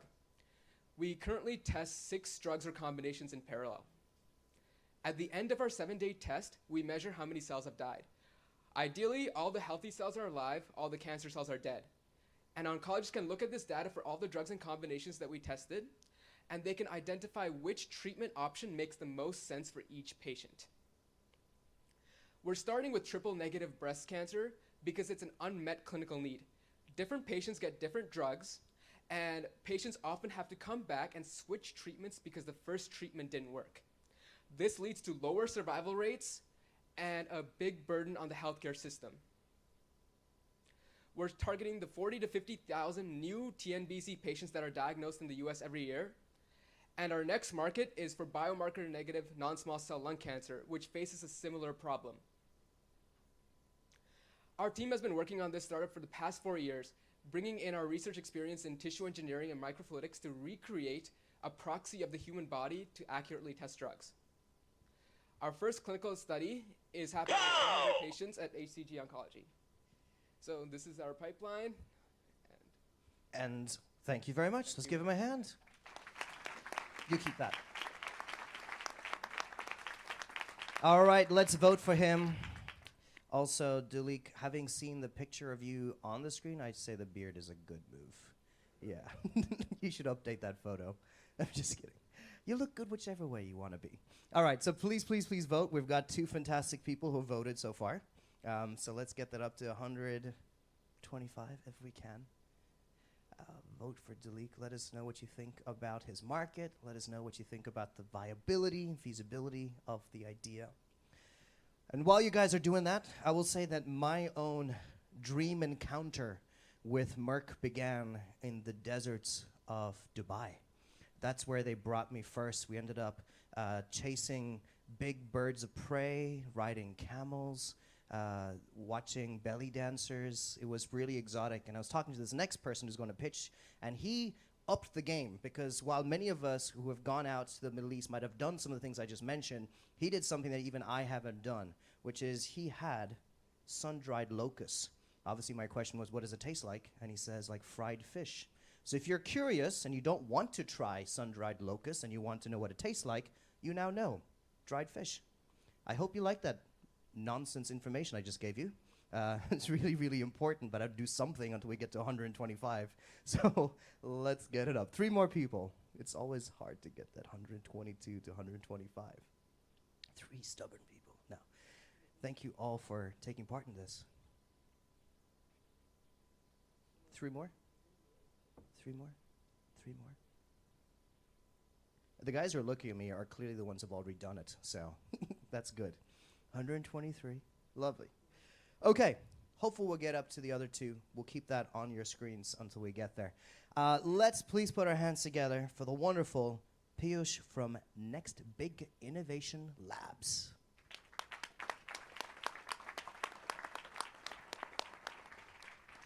Thanks, Dan. Hi, everyone. I'm Piyush. I'm one of the founders of Next Big Innovation Labs. We are a 3D bioprinting company based out of Bangalore, India. We were founded in May 2016 with a goal to actually see how 3D bioprinting can be applied across sectors, and not only in the sector of life sciences. We have been funded by the state and central governments of India, by Tata Trust and Lockheed Martin. Here, as a part of the acceleration program, we've been actually, very opportune. It's a great opportunity to actually speak with multiple teams within Merck. So before I actually go ahead with my pitch, a little bit about bioprinting. At its core, it is 3D printing. In 3D printing, you would be using metals and plastics, but here you're using cells, putting them in a 3-dimensional format, and then these are incubated over a period of time to form your final tissue product. So to do something like this, we needed a team that comes in with various backgrounds, and we have people coming in from business, strategy, life sciences, as well as engineering. Within 7 months of the inception of the company, we built our first bioprinter, which is called Jeevan. It has a specific micro-extrusion technology with temperature control, which allows for better viability for the cells, as well as a sterile enclosure if you're working with cells. We went one step ahead and started looking at how we can actually develop printers for customers in different areas, and that's when we came up with Remember. The machine is there, and you can visit our stall to actually take a look at it. InnoSkin. So we wanted to go one step ahead and see how we can develop a product that can change the paradigm of any industry, and that's when we where we started looking at 3D bioprinting of skin. 3D bioprinted skin is currently in the final stages of R&D in our lab, and we will be soon launching it in the early months of next year. So we have garnered some IP along the way, specifically focused on the tech and the process of 3D bioprinting. And this is the main slide that I wanted to talk about. We approach the company and the industry as an Intel Inside approach, where the team, the tech, the processes, and the patents form the foundation of the company above which multiple industries can be affected.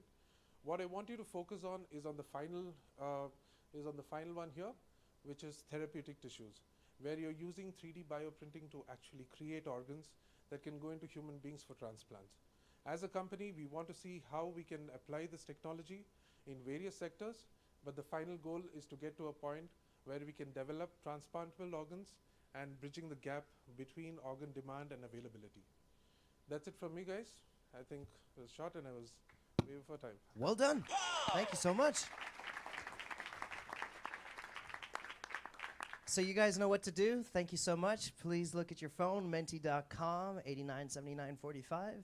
I know that better than my own phone number. And if you would please vote for startup number 3 from Next Big Innovation Labs. You should have that on your screen. Thank you so much for voting. Letting your thoughts know across those 3 criteria. Are there any Spanish speakers in the room? Raise your hand if you speak. Can you translate what pollito con papas means? Why? Do you guys know what it means too? It's like a chicken and fries. Ah. That was the nickname of the next speaker who's coming on stage. When he was in kindergarten, his teacher called him pollito con papas because he liked chicken and fries. And here's the confession. He still likes chicken and fries. And this is, I think, many people's confession. We all like chicken and fries. So if you want to know in Spanish how to order chicken and fries, now you know. Pollito con papas. I think we're ready to vote. And we're done voting? Super. I think then we're ready to put our hands together for Jorge from Next Biotics.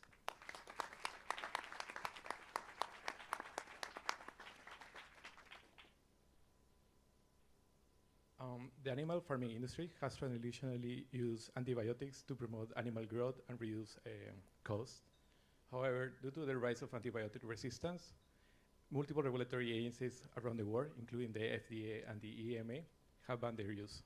This has caused a big pressure on the industry.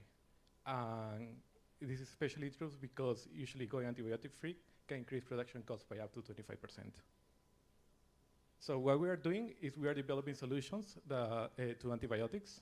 We are using bacteriophages. Bacteriophages are naturally occurring viruses. And what we are doing is we are engineering them. We're modifying their genomes to enhance certain properties. So we are specifically focusing on both efficacy and stability. And these are 2 key parameters that lead to enhanced antimicrobial activity. This can be most clearly seen here, where we're doing a comparative assay, where we test how multiple antibiotic alternatives that are currently used in the market, such as probiotics, organic acids, and phytogenics, compared with our next biotics phages, bacteriophages. As you can see, all these other competitors have only moderate antimicrobial activities, whereas our phages are pretty close, if not better, to antibiotics. So we are starting by addressing the poultry market. This is a very large market, as you can see here.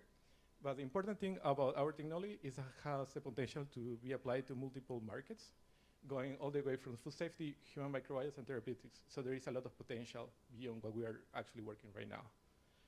We have a great team. Myself, I have a PhD in biophysics. I've been working in genome engineering for the last 6 years. My co-founder has a business background and has previously worked in strategic consultant. We have 2 great scientists that are working together with us to develop our technology. We have a great board of advisors.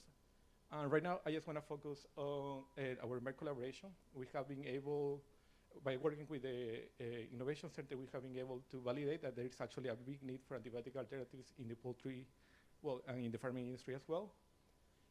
We are actually talking with multiple teams across Merck to further develop our science and to further work on our technology. I think this could be a great collaboration that can lead to win-win situations between Merck and Next Biotics. We are Next Biotics. We are engineering viruses for good. Thank you. Excellent. Thank you so much. Well done. Well done, well done. Please let us know your thoughts about the pitch itself. How unique was the idea? How viable is the idea? How was the pitch itself?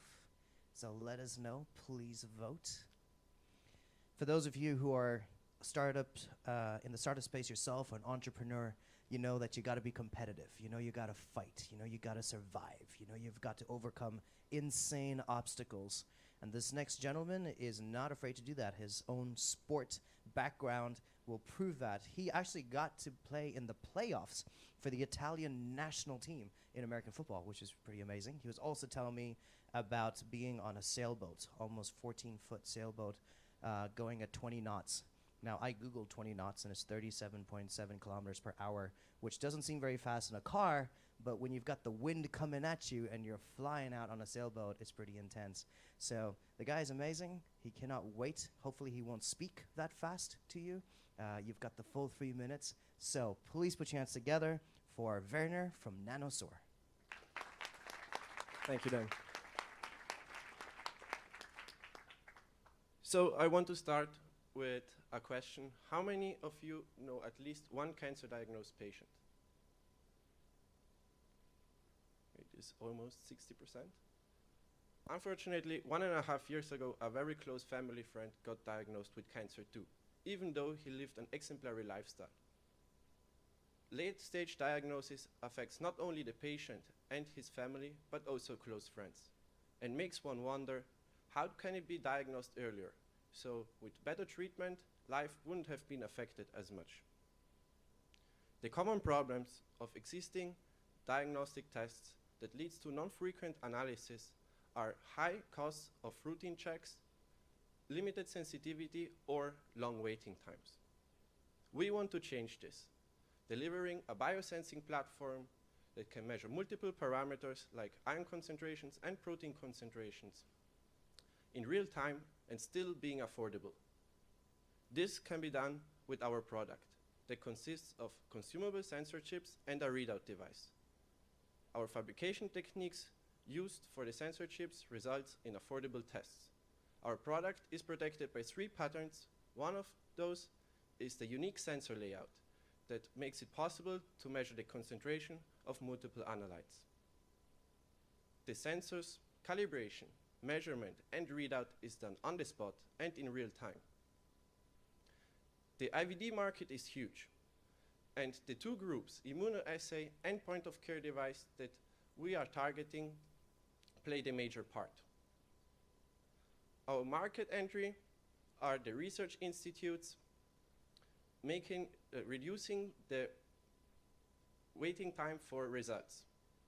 Next, we target medical practitioners to bring our product to the patient's home, enabling routine checks.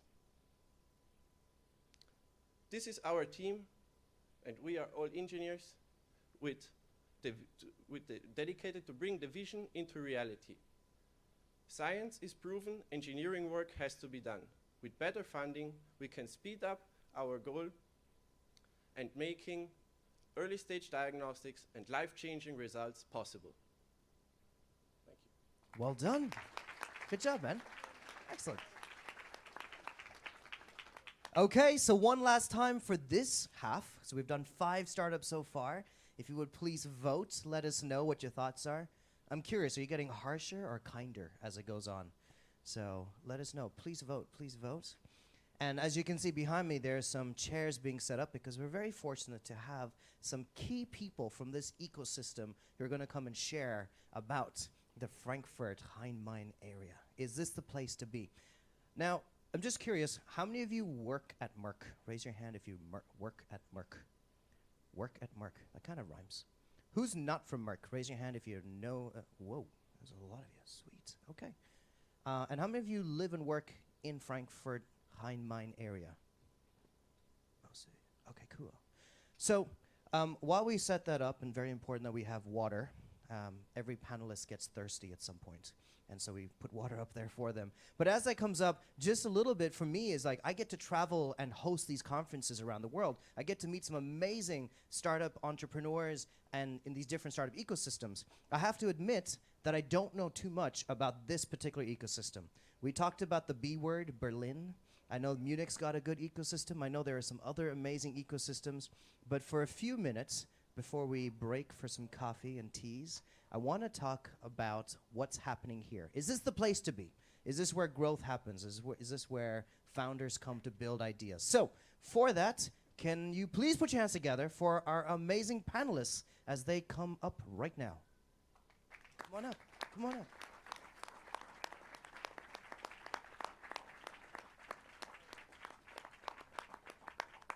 Come have a seat, please.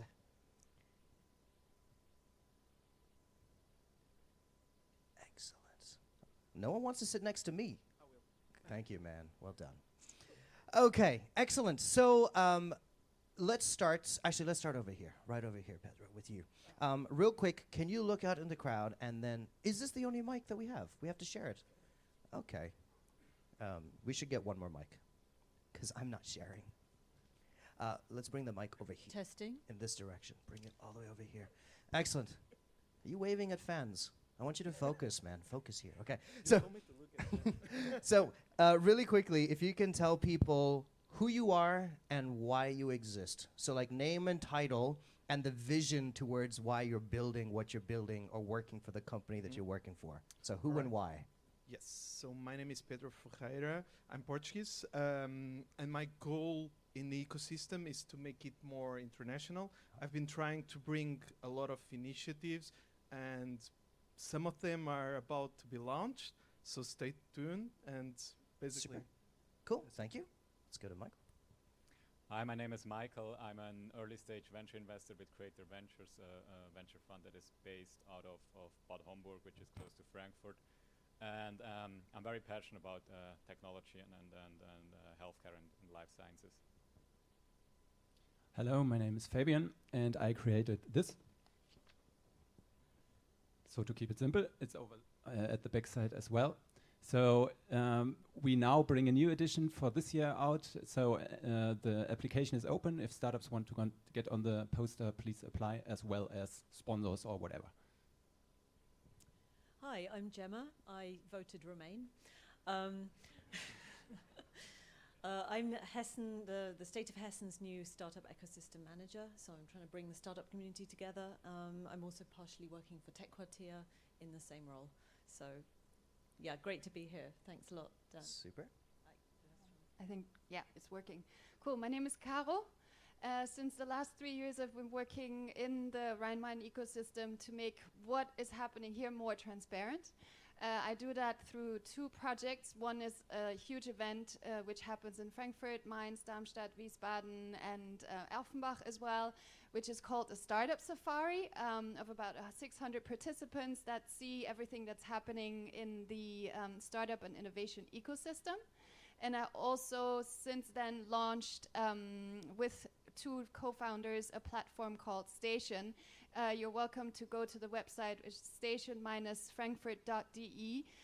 We have a news, jobs, events, and also startup platform on there. So anything that's happening in the region, and also you can apply to our Sunday briefing newsletter, which gets you all the information on a Sunday afternoon. Super. Okay, then last but not least, thank you for me being here today. Dennis Bayram-Olo, Head of Intellectual Property and Innovation Management at TU Darmstadt. Let's say part of Highest, which you find in the back. And I work on turning research ideas into products with established companies and startups. Thank you. Excellent. Okay, so we are going to do something really quickly. I just forgot to say that, yeah, I represent Startup Guide today. So it's a book that sums up a bit the key players of the ecosystem. And you can chat with me. I have some examples here, and I can give away during the coffee break. Excellent. So let us start with Dennis at the very end. Can you grab a mic?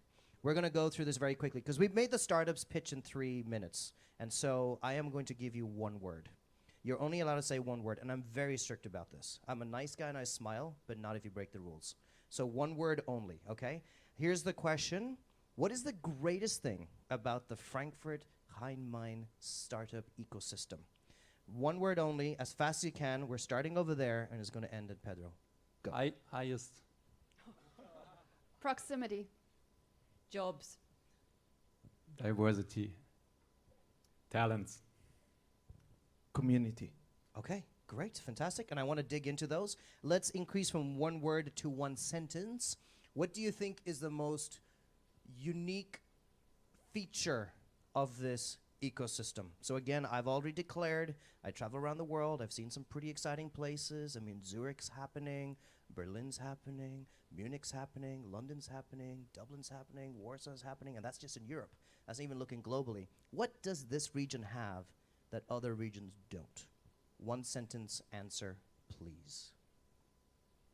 Me?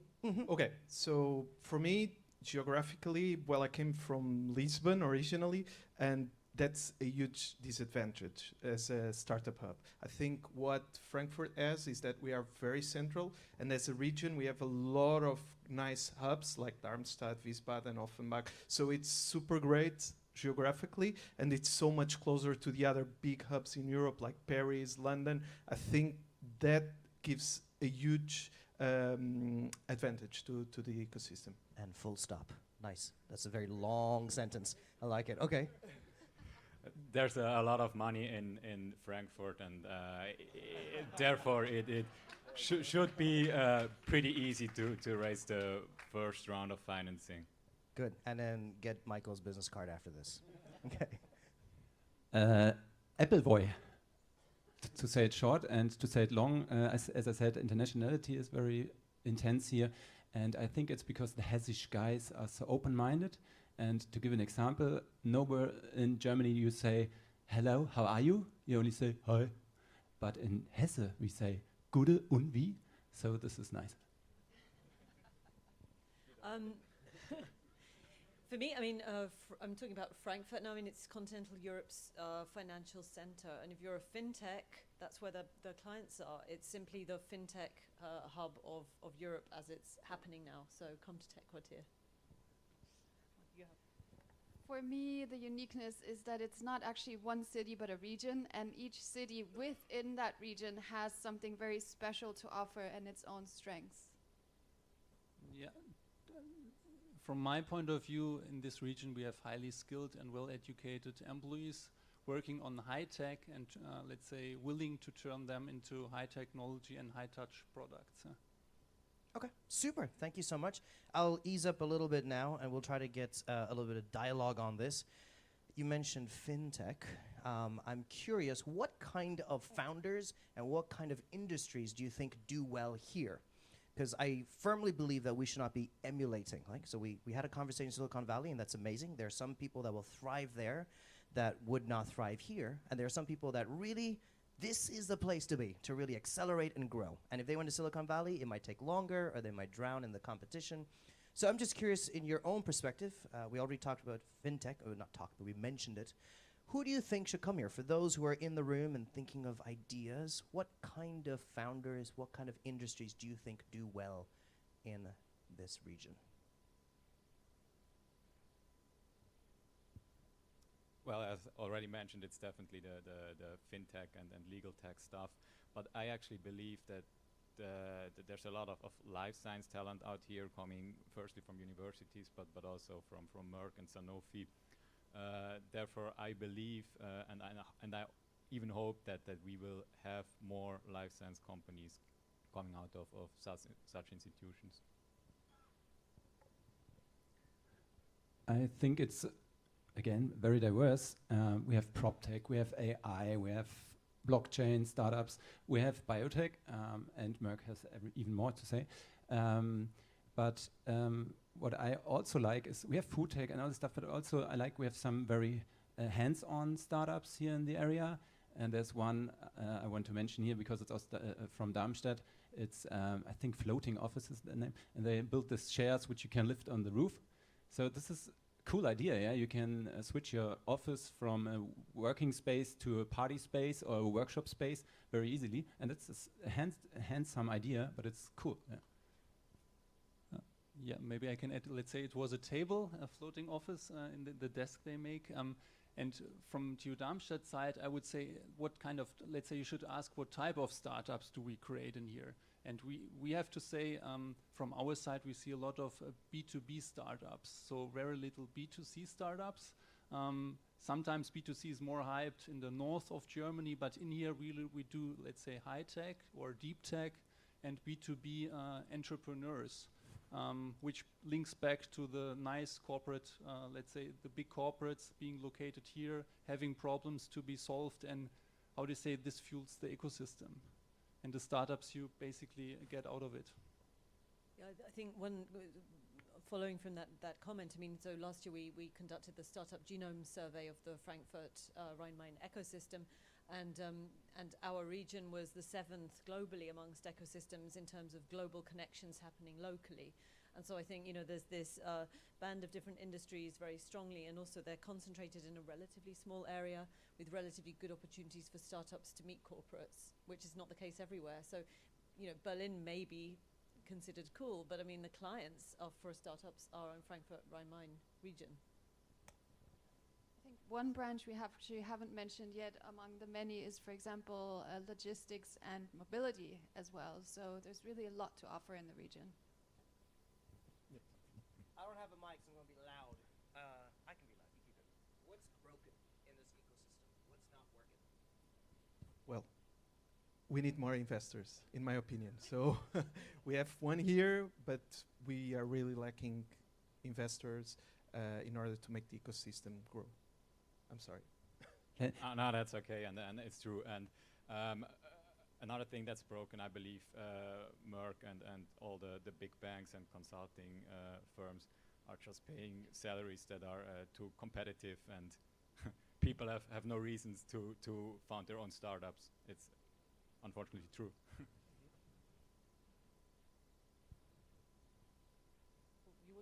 Yeah, I wanted to defend for him because I think there's a lot of money in this area. I mean, there are a lot of millionaires, milliardaires in this region, but I don't know why they don't spend their money more to risk capital.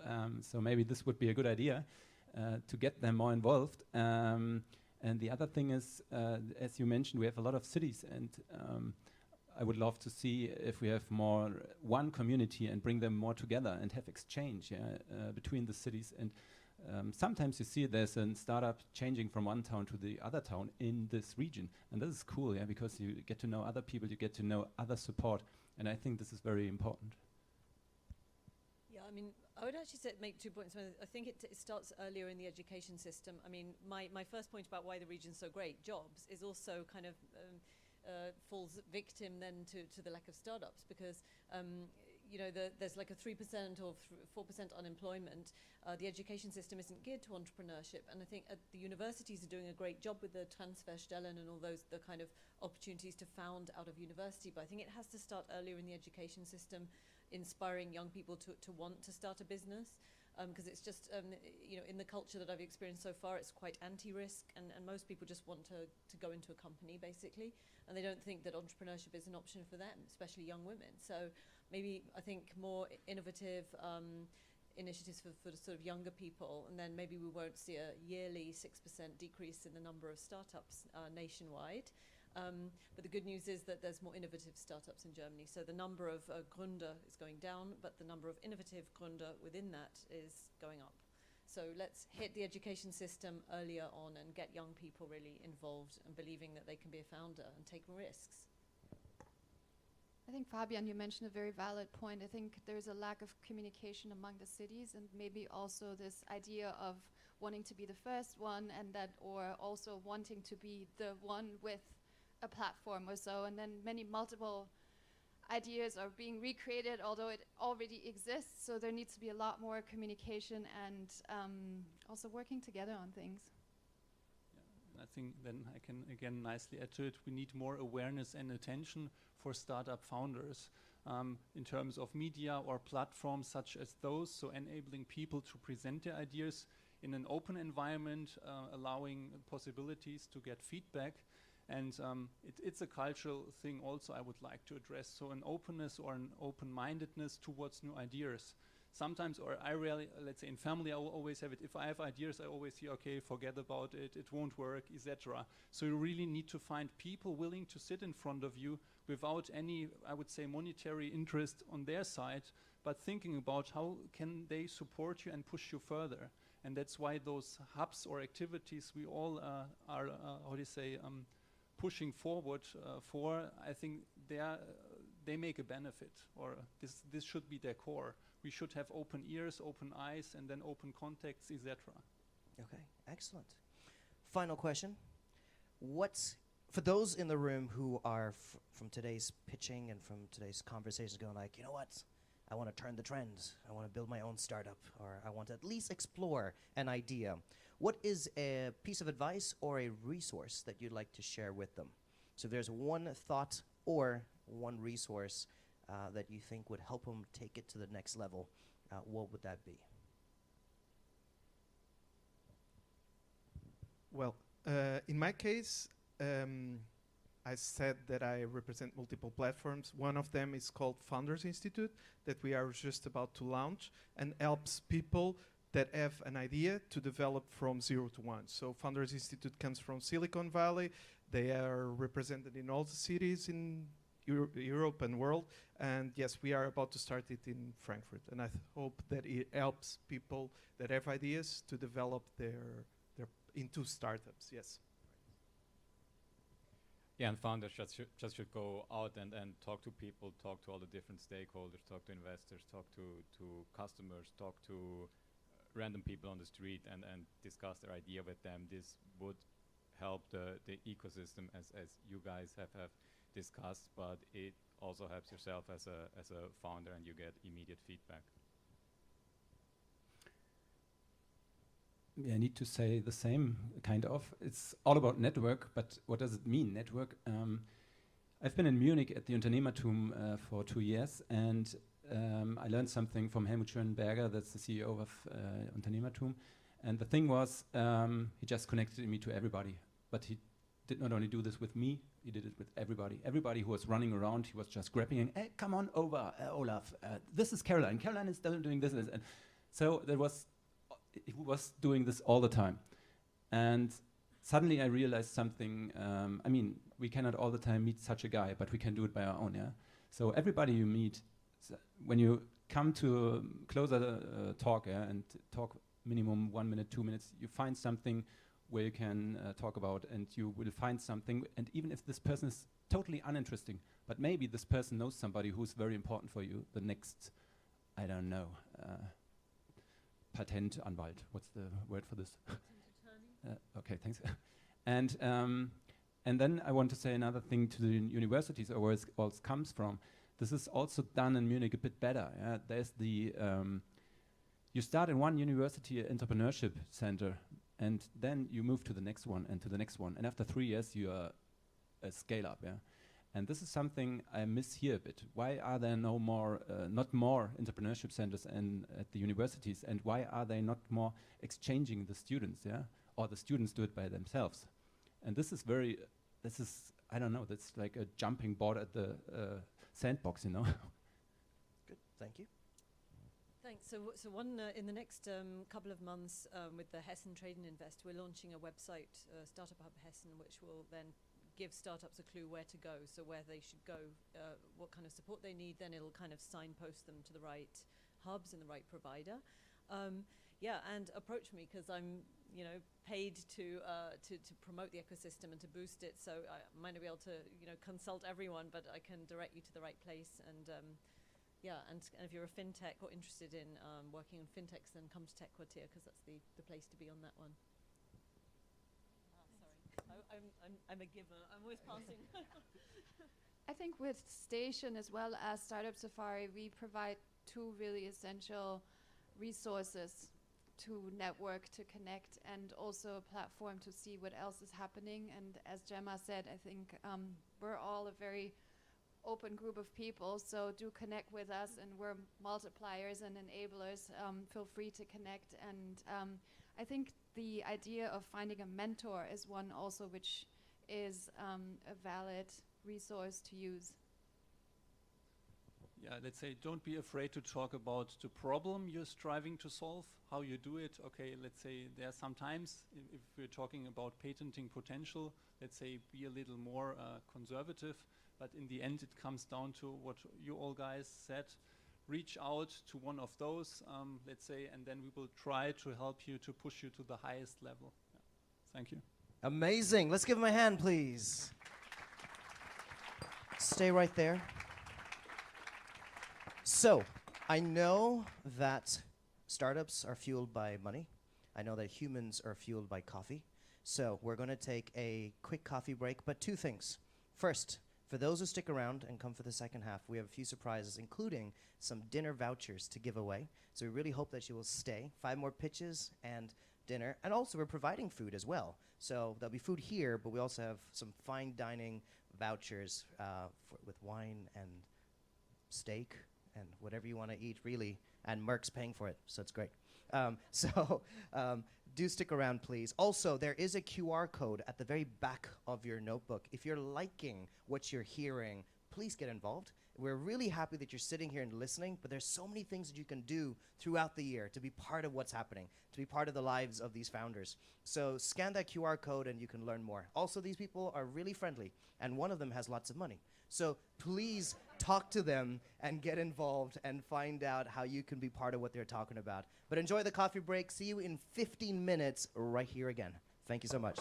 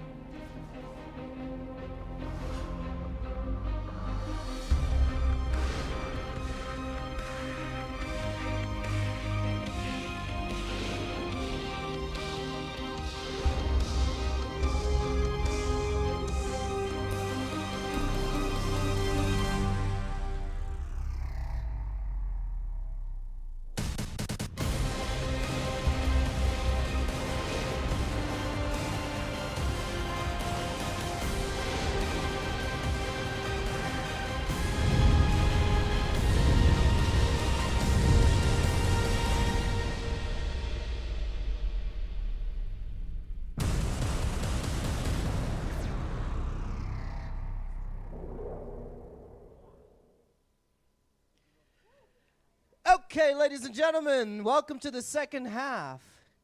Oh, there's a lot of you still standing. How do I incentivize you to come and sit? Because I'd like to start. Christoph, come over here, man. Please, come. Come join you. Come join me.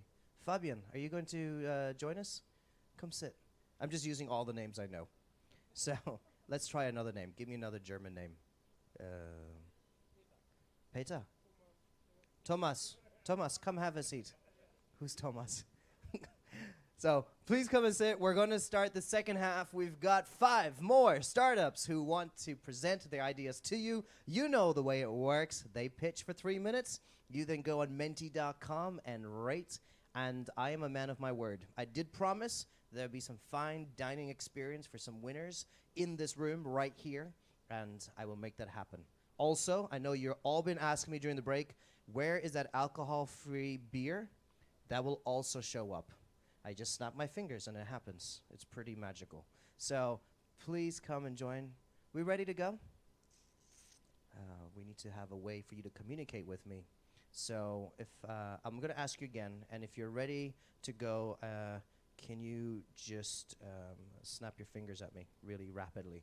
Are you guys ready to go? Amazing. This time, I want you to clap your hands at me, okay? Are you guys ready to go? Lovely. And then this time, I want you to just tap the ground with your feet. Are you guys ready to go?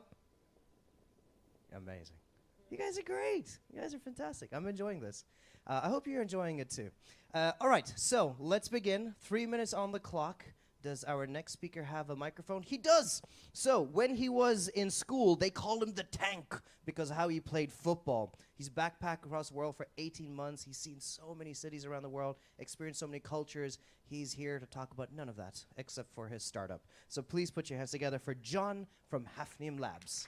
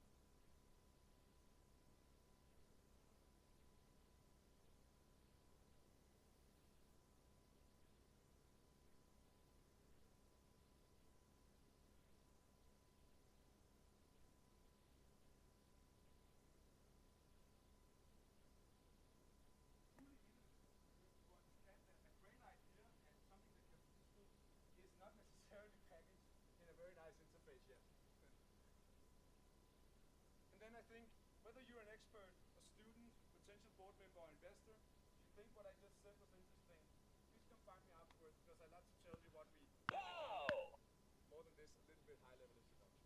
Hafnium Labs, predicting chemistry. Thank you. Thank you. Well done. Super. Any way you want. You can go that way. Excellent. So you know what to do now. Menti.com, please, 897945. And if you can vote and let us know what you think about John's idea, that'd be fantastic. So again, the 3 criteria are the idea/value proposition. Oh, wait. Is that what it said the whole time? Has it just changed? Oh my God, I said nothing about my team. Well, it's still the same 3 criteria from the first half, right? So how innovative is the idea? And then, what was the second criteria? The business viability of it. And the third was, oh, it's up there. And then how do you like the pitch itself? So those are the 3 criteria. If you wouldn't mind voting against it, that'd be fantastic. So let me tell you about this next gentleman who's going to come up. I always like, and there's a strong correlation between entrepreneurs and doing what seems ridiculous. One of those things is to do an Ironman. So thinking about doing an Ironman is what scares most of us. Then actually practicing and getting your body conditioned for it is another level of ridiculousness. And then actually competing in it and then completing it is just amazing. It's incredible. And this next man didn't just finish 1 Ironman. He didn't just finish 2 Ironman. He actually did 3 of them. So coming up here and pitching for 3 minutes is probably the least scary thing that he's done in his life, because he's done far more significant things, including diving to where the Titanic sank and digging for oil. So a very, very interesting gentleman. Please put your hands together. From Sweden is Jesper, representing Mivia.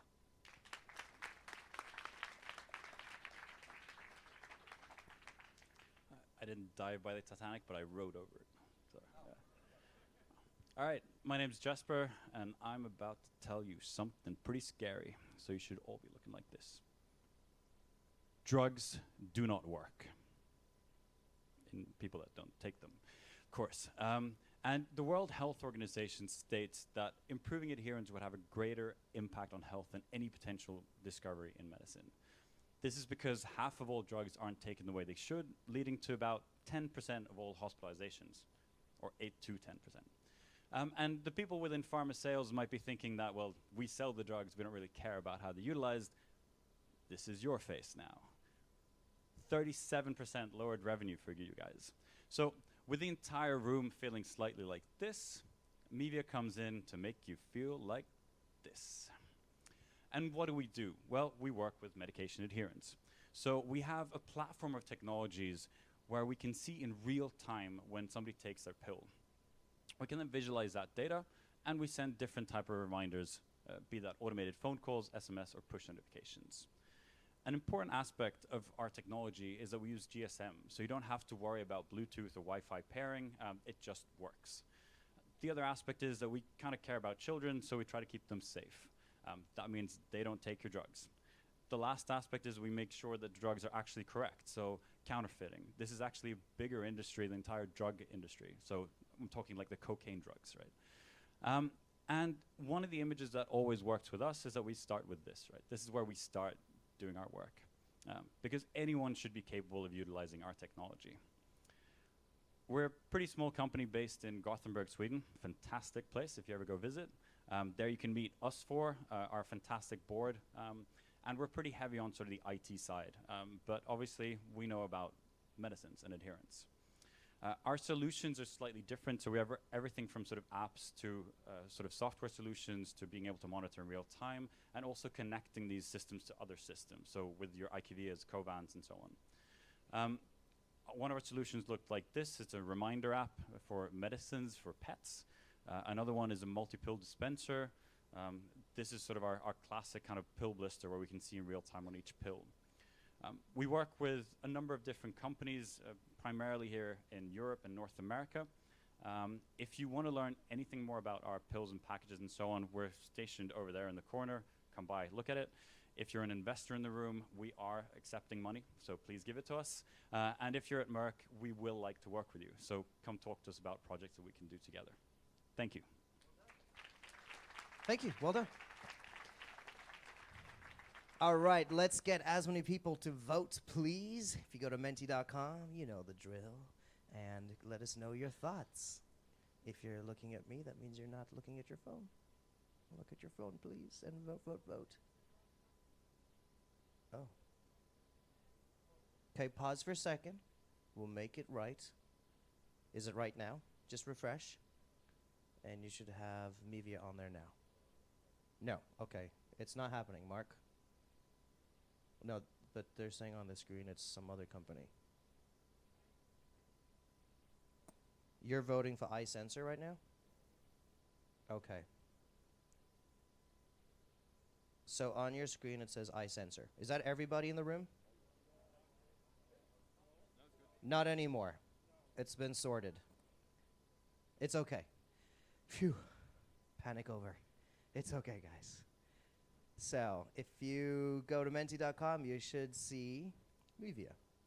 And if you would vote again, how innovative is the idea? How feasible is it? And how did you like the pitch? That'd be fantastic. Again, these startups depend on your votes because that is how we will decide tonight's Public Choice Award. They get to walk away with a nice Merck trophy and they get to tell their mom and dad, look, I am not a fool. I've been working on the right thing and the people have decided that we are on the right track. But more than that, honestly, it means a lot to startups to have these little milestones, these moments where they get validated for the incredible hard work of the last 3 months as part of the Merck Accelerator, and to celebrate with each of you. So next up, our wonderful speaker, her friends decided to surprise her and take her to a concert. And in addition to going to the concert, she ended up having dinner with the band, which is pretty amazing. She sent me a picture of herself at dinner with the Blue Man Group. A very scary face, to be honest, over dinner, just someone whose face is completely in blue. But please welcome Patricia from Draconis. Thank you.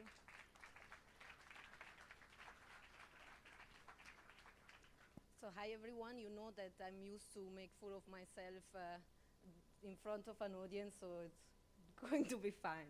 So I'm Patricia, co-founder and CEO of Draconis, and at Draconis we are strongly convinced that patients that have went through cancer treatment have suffered enough. However, particularly patients that have been treated for breast or prostate cancer have seen their lymph nodes being removed during the cancer therapy. And this causes then a malfunction of the lymphatic system.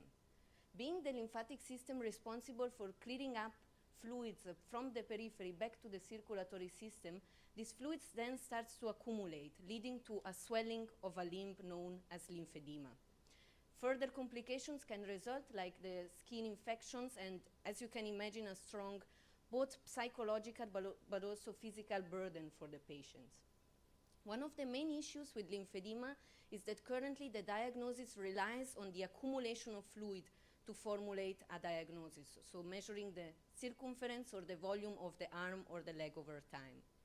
So how to diagnose the disease earlier and monitor it better? At Draconis, we have developed LymphFit, the first wearable tracker for the lymphatic function. This is composed by a delivery of a microneedles patch that allows for the skin delivery of a fluorescent agent and the measure of the uptake of this agent using a wearable device. The data can then be sent both to the patients and the doctor for the best therapy management. Our solution is a home-based and highly scalable solution that allows both the patient and the doctors for the best therapy management of lymphedema. So we approach both groups, so the patients that have been diagnosed with lymphedema already and would require our product for the best monitoring of the condition, but also then the patients that have been treated for cancer and do not know whether they will develop lymphedema or not. Our team is a perfect fit of business and scientific skills, and we are also backed up by several advisors in all the different aspects, so from product development to strategic decisions. So last but not least, we have secured the partners for the upcoming activities, so namely the first in human trial and the production of the microneedle samples, and for which also the investment is sought, and then we will pursue further our vision to improve the quality of life of cancer patients. Thanks a lot for your attention. Well done. Thank you so much. Thank you, thank you. Menti.com. And that's where you can vote for Patricia. Let her know how she did. What do you think about her idea? Is it a good idea? Is it feasible? Is it innovative? What do you think of her presentation? So if you would vote, please, that'll be wonderful.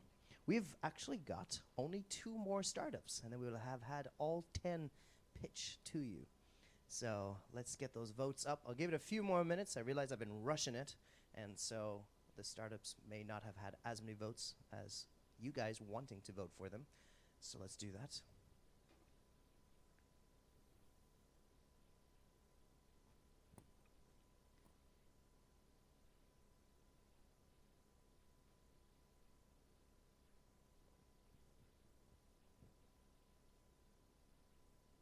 I can see Gabriel just waiting very patiently. Gabriel's really interesting because I was reading his profile. He's got a lot of different things happening at the same time. So, he was known as Little Fairy. That was his nickname as a child, Little Fairy. But don't let that fool you, because he was the best batter on his college baseball team. But he's also is a Tibetan Buddhist, so he traveled to Kathmandu to meet his guru. And he's been in this medical device development space for 15 years. He's actually got 3 products out to market. So there's like a whole combination of things that are all culminating in this gentleman. I cannot wait to hear his pitch. So if you guys are ready, please put your hands together for Gabriel from iSensor.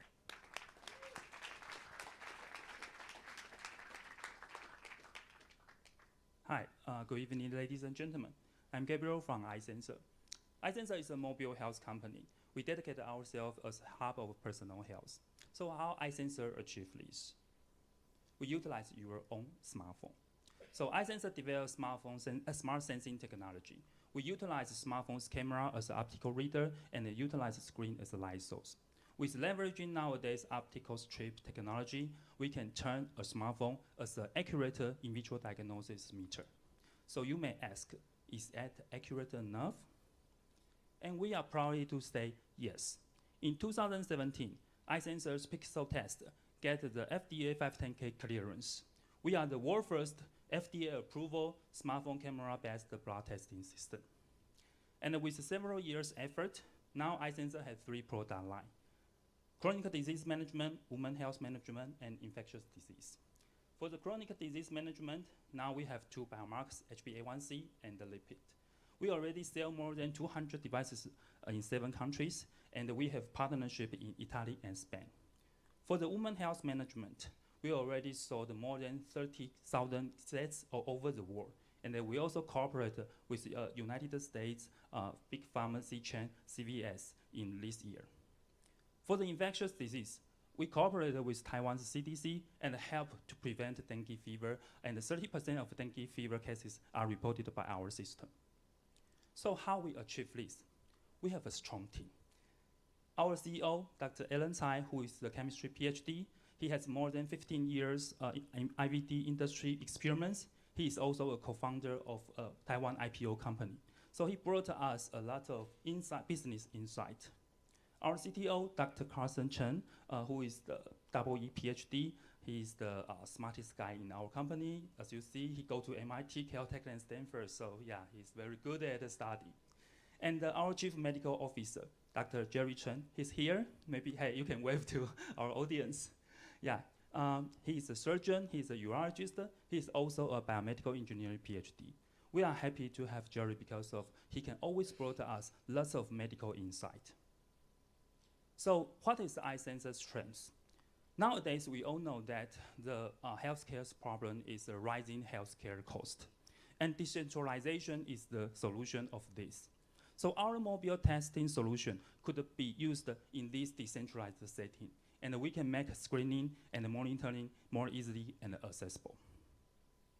So we are here for 3 months, and we feel very happy and appreciate that we have this opportunity to be here. The best thing to be here is to join the Merck Accelerator is you can stand on the shoulder of the giants. Here, you can meet lots of experts in technology and the industry and brought us lots of insight about the whole business and the industry. So I think it is good to be here, and it really helped us to grow faster. So this is our vision.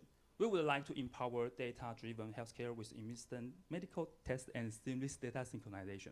And after 3 years, we have confidence that we can achieve it. Thanks. Thank you. Excellent. That was a very aggressive pow. That last one was very aggressive, Yannick. We have to be nicer to them, man. Scary.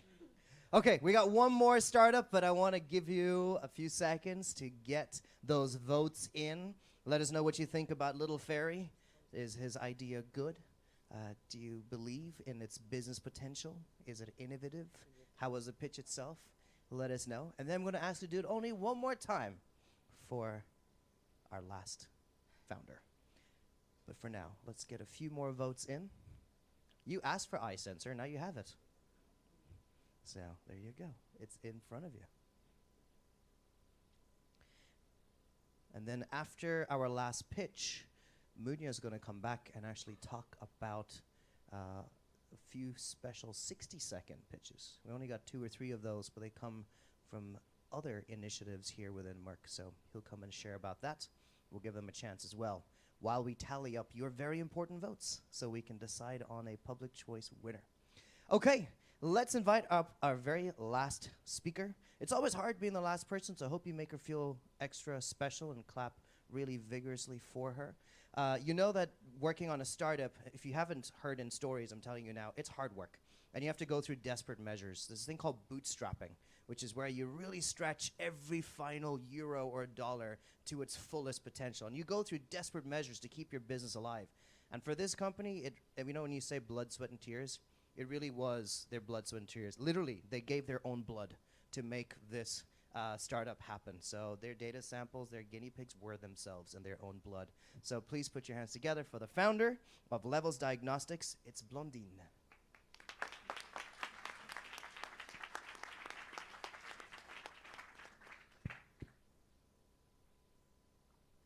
So, good afternoon.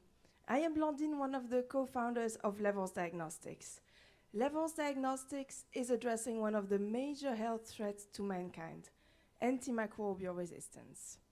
We are a team of 4 young and ambitious scientists, and we want to make sure that every patient receiving antibiotics worldwide really needs them.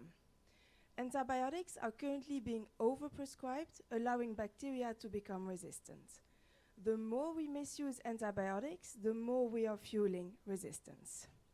And together with Merck, we want to keep antibiotics working. And in order to do so, we are developing a rapid diagnostic tool that can differentiate between a bacterial and a viral respiratory tract infection.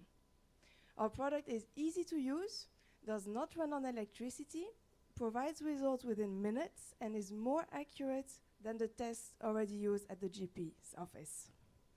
Our technology relies on immune cell activation markers. And in order to provide the most accurate results, 2 biomarkers will be measured on our tests. Levels Diagnostics was started 2 years ago, and in the last couple of months, we've been spending a lot of hours in the lab, using our own blood as well. And we have set up 2 clinical studies, one with the CHDR and one with an academic hospital, the LUMC. In the next couple of months, we will focus our efforts on the development of the hardware together with 3 European partners. During the next flu season, early 2020, we will also validate those prototypes in a large clinical study with general practitioners. So as I already mentioned, 2 biomarkers will be measured on our tests, and the first biomarker has already been identified and validated in the first clinical study done with a CHDR. And the second biomarker is currently being identified in an ongoing study with the LUMC. Patent filing will also follow accordingly in the next couple of months. During the accelerator, we have discussed several collaboration possibilities with Merck, capillary flow assay development, several projects with the Global Health Initiative, but also possible collaborations with the Curafa team. During those next few weeks, those collaborations will be further worked out, and we are currently very much looking forward to the next flu season to be able to test our prototypes. Thank you. Well done. Thank you so much. Was like a level of evilness in such a sweet girl, right? Looking forward to the next flu season. All right, let's get those final votes in, please. This is the last time I'm going to ask you to do that. And then we turn this around and start awarding you guys and thanking you for all your hard work and for being here today. So menti.com, 89, 79, 45. And please look for Levels Diagnostics and give it one last vote. Let us know what you think. And I'll let you know that you're so focused on what's happening up here in front, which is great, that you probably haven't noticed that, true to my word, there is food that is being brought in. So fear not, very soon we shall all celebrate this great, great day and this great evening. I hope you'll stick around because we want you to talk to the startups, we want you to talk to each other, we want you to create some great conversation from what you've learned. And yes, maybe compliment the brightest shoes in the room by Christoph. Hot orange. Good choice, man. Are those Adidas as well? Sure. Hey, nice. Are you sponsored by them? Maybe that's why you're not sponsored by them. Say nice things, then they'll sponsor you. Right. Excellent. Guys, thank you so much for voting. Munya, he's going to come up, and you guys are going to clap for him. Hey, that's awesome. Thank you, Dan. Yeah, Munya, a few other initiatives here at Merck, so take us through it, please. Sure. So, hi again. So right now you're going to get two more startups that are going to pitch and a third special guest all the way from Cape Town. I'm going to start off with the two special guests. So we started working on the Innovation Center quite a while back in 2015, and we started working on a lot of other competitions around promoting entrepreneurship in the ecosystem. So one of the things that we've been trying to engage within the Rhine-Main, within Germany, and even as far abroad as Africa as well, is to promote entrepreneurship, especially in the life sciences, healthcare, and functional materials. So what we've been doing was running these competitions, and we noticed that quite a lot of the eager people who were participating were actually interested in building up the startups. We'll have a very great example that comes in a bit later for a longer pitch, but I'll leave that to Valentino Fatomi.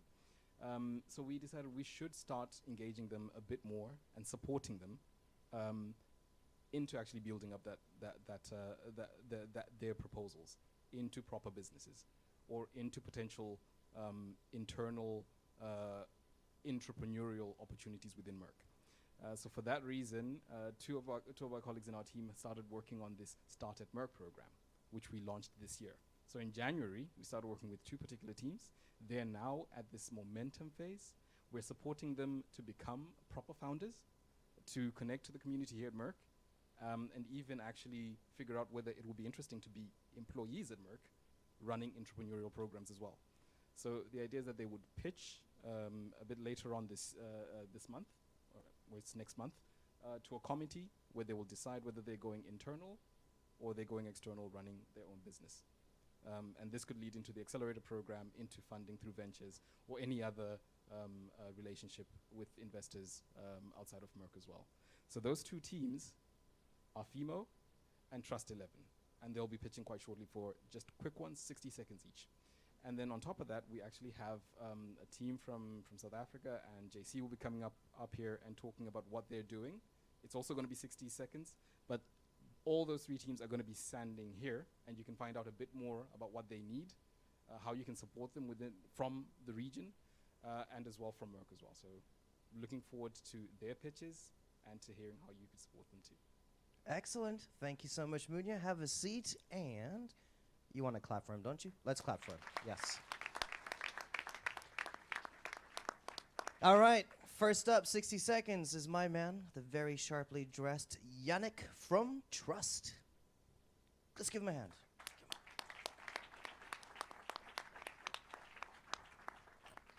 Thanks, Sam. So, what if you had a superpower to know more about the world around you? What if you knew just by looking that the medicine you're taking is actually a Merck product? What if you knew that the bike you're about to buy had actually been stolen? What if you could, in essence, secure any physical object? Well, we don't have a superpower, but we're working on something close. We are Trust 11, and we're working on a new smart tag that can secure every object cryptographically, and yes, this also means we can use the blockchain. We are using a new technology developed by Merck. It's an organic sensor, and that way we can power and communicate with these tags using light. Now, it also has a small display which can show data such as text or barcode, which you can then read directly or scan using a smartphone. Now, I kind of lost my point. We are able to form a complete chain of trust here, from suppliers to manufacturers to the end user. And we're really happy to talk to you about it afterwards. Thank you. Well done. Good job, Yannick. And let's welcome up from FIMO, Yasin. Let's give him a hand. Thank you very much, Dan. So, my name is Yasin from FIMO, which is a data-driven solution for people with fatigue. With my lovely colleagues, they are sitting over there, by the way, we want to take care and support millions of people with multiple sclerosis, cancer, and other diseases where fatigue is a major issue. With FIMO, we want to help people who suffer from fatigue, which is a clinically significant, massive exhaustion, which leads to a high drop in overall quality of life. A majority of people can only work part-time, if at all, yet even more significant, 20% are house and bed-bound.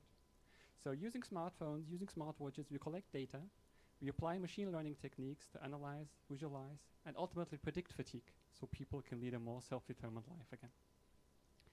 Right now, we are preparing a clinical validation with 25 MS patients who will test our prototype. And if you're familiar with fatigue or interested in our approach, we'll look forward to having a chat with you later on at our corner. Thank you very much. Well done. Thank you so much, Yasin. And finally, all the way from South Africa, please put your hands together for JC from Impulse Biomedical.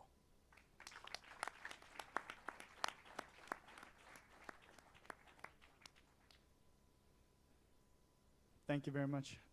Good evening. My name is Giancarlo, and I'm from Impulse Biomedical, a company founded by myself and my partner Gokul Nair, and we are rethinking medical devices. But let me tell you a little bit about anaphylaxis. Anaphylaxis is a severe allergic reaction that will cause you to die in 15 minutes if you're not treated. I nearly died from anaphylaxis. Current treatment is too expensive, clinically ineffective, and sometimes unsafe to use. The answer is the patented ZB-Pen, a reloadable adrenaline autoinjector that reduces cost of treatment by 75%. Our product is more clinically effective and safer to use. Now, it's technically a platform technology and has numerous uses. However, the adrenaline autoinjector market is set to grow from 1.8 billion to 6 billion by 2024. We have won numerous awards all around the world validating our technology, and we are currently looking for expert advice as well as partners for our pre-filled syringe cartridges. Thank you. Well done. So while we tally up your votes and decide on the Public Choice Award, which Mark and the team are doing right there behind the computer, we are going to have another special speaker. Our second keynote actually comes from someone who went through this program. So in 2016, there was a hackathon in Rome. That's where the journey began. And then he went through the accelerator in 2017. The startup is still alive, and he is still surviving, which is huge in the startup world. So please put your hands together for Valentino.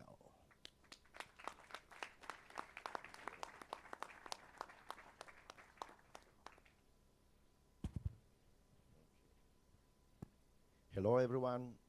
Sorry for my voice. We are alive, but I have very low voice today. Challenges. So, so I'm Valentino Megale, CEO of Softcare Studios. And we are a digital health startup working to improve and track patients' therapy experience using immersive technologies like virtual reality. So I'm very happy to be here to share with you all our experience.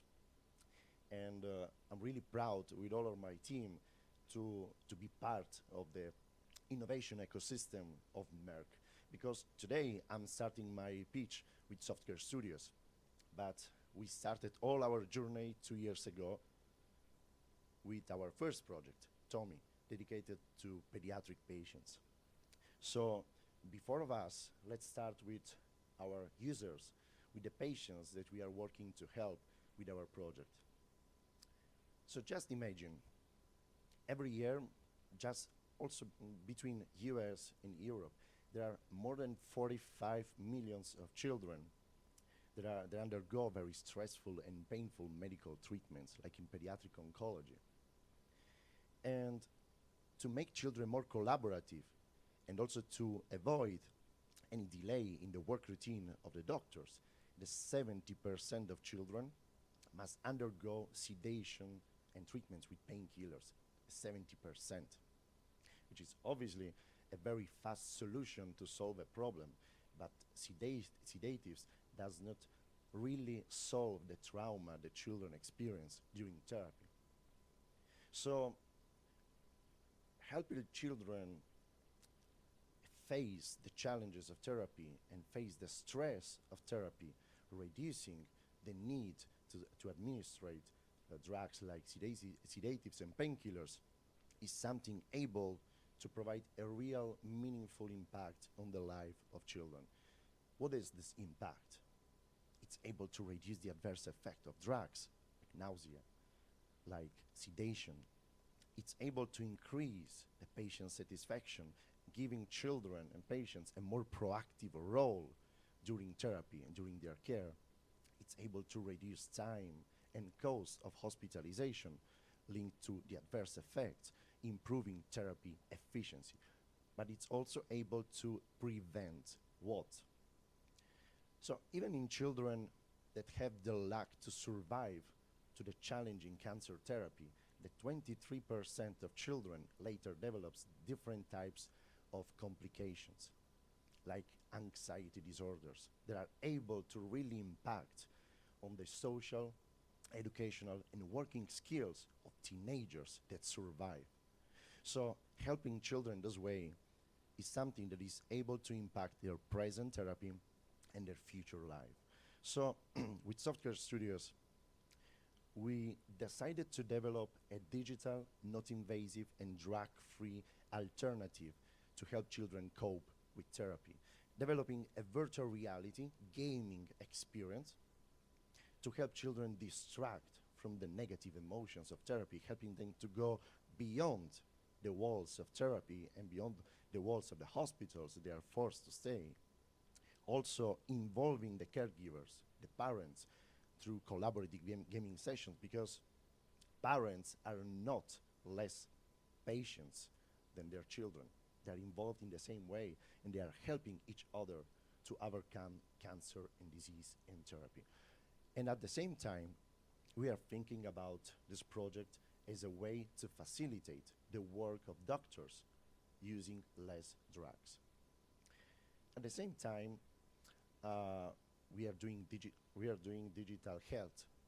And digital health means using digital technologies to collect data, information that are able to meaningfully improve the efficiency of therapy itself, to improve the quality of life of patients. So we decided to design a game using game mechanics able to collect data about the psychomotor skills of children. Just imagine children are playing the game, and what they are doing is something that is informing us about their well-being conditions, about their memory, their color associations, for example, hearing, vision, and many other skills that are useful to evaluate their well-being state and the stress levels of children. So this way, using a game to monitor and track children during therapy and improve the interventions, optimizing what we are doing with the project. So After 2 years, we developed Tommy, this project. So it's you can see here a very short video about the different scenarios when a child just uses a magic wand with a magic book to select different activities to play in a single player or in collaboration with their parents. So we started to develop the scenarios starting from the medical research available about how virtual reality is used to contrast pain and anxiety in patients. And we obviously improved the project collaborating with doctors, with psychologists, and we also had the opportunity to test the game with real patients in collaboration with the partners and with the different pediatric associations that are working with us at the moment. So Tommy is dedicated to children between 6 and 14 years old that are facing very challenging medical treatments in very fragile clinical settings like pediatric oncology, like for example pediatric dentistry, orthopedics, ADHD and allergy test routines. And at the moment is ready in its beta version, so it's still not a commercial product. We hope to release it in the next month, in the second half of this year. And once released on the market, it will be released in a form of a bundle, so a virtual reality headset with a software pre-installed inside, in 2 versions. A first version, which is Tommy Wellness, with no data collection, just patient support during therapy, that will be distributed to pediatric associations and medical specialists. And the second version, later, the next year, which is Tommy Medical with data collection, with data tracking, which will be distributed as a B2B to hospitals and private clinics. Okay, this is a classic general description of the project, but the entire project is the result of a great team of people. So we started the entire project just here, in the old innovation center, the little one that was big for us at the time. We started as 5 co-founders that have very different composite experiences, covering medical research, biomedical engineering, software development, that allowed us to focus on the technical qualities of the project, but also to appreciate and understand the critical points and the challenges of the medical sector. So I'm also happy to say here today that everything, all the stuff that we did, all the milestones that we achieved have been possible thanks to the work, to the commitment, to the passion of all these guys that are sitting just like there and that started this journey. But we started as 5 co-founders, and we had also the opportunity to be still alive, yes, say, and also to expand our team. We are now almost 10 people. We added new people working on graphics, on game design, on business development, on 3D modeling. We are growing because we are working now not only on Tommy, we are working also on other new projects with new partners, with new hospitals that want to use the potentialities of virtual reality to change the life of patients during therapy. Okay, so for every startup, everything starts with one idea. And that idea started in a very long brainstorming night that was the first Merck Hackathon in Rome during November 2016. It was a great challenge for us. Oops. No, this, no. It was a surprise, you didn't see anything. We started that hackathon because we were challenged by Merck to use the potentialities of new technologies, of digital technologies, to change the quality of life of patients, to innovate healthcare, to innovate, for example, adherence to therapy, to innovate patients' experience during therapy. And we worked a lot. We worked all the day, all the night, for 24 hours, and like you saw before, after a few hours, the result was this. This is the classic scenario of the hackathon by night. All people tired, dead, everywhere in the facility.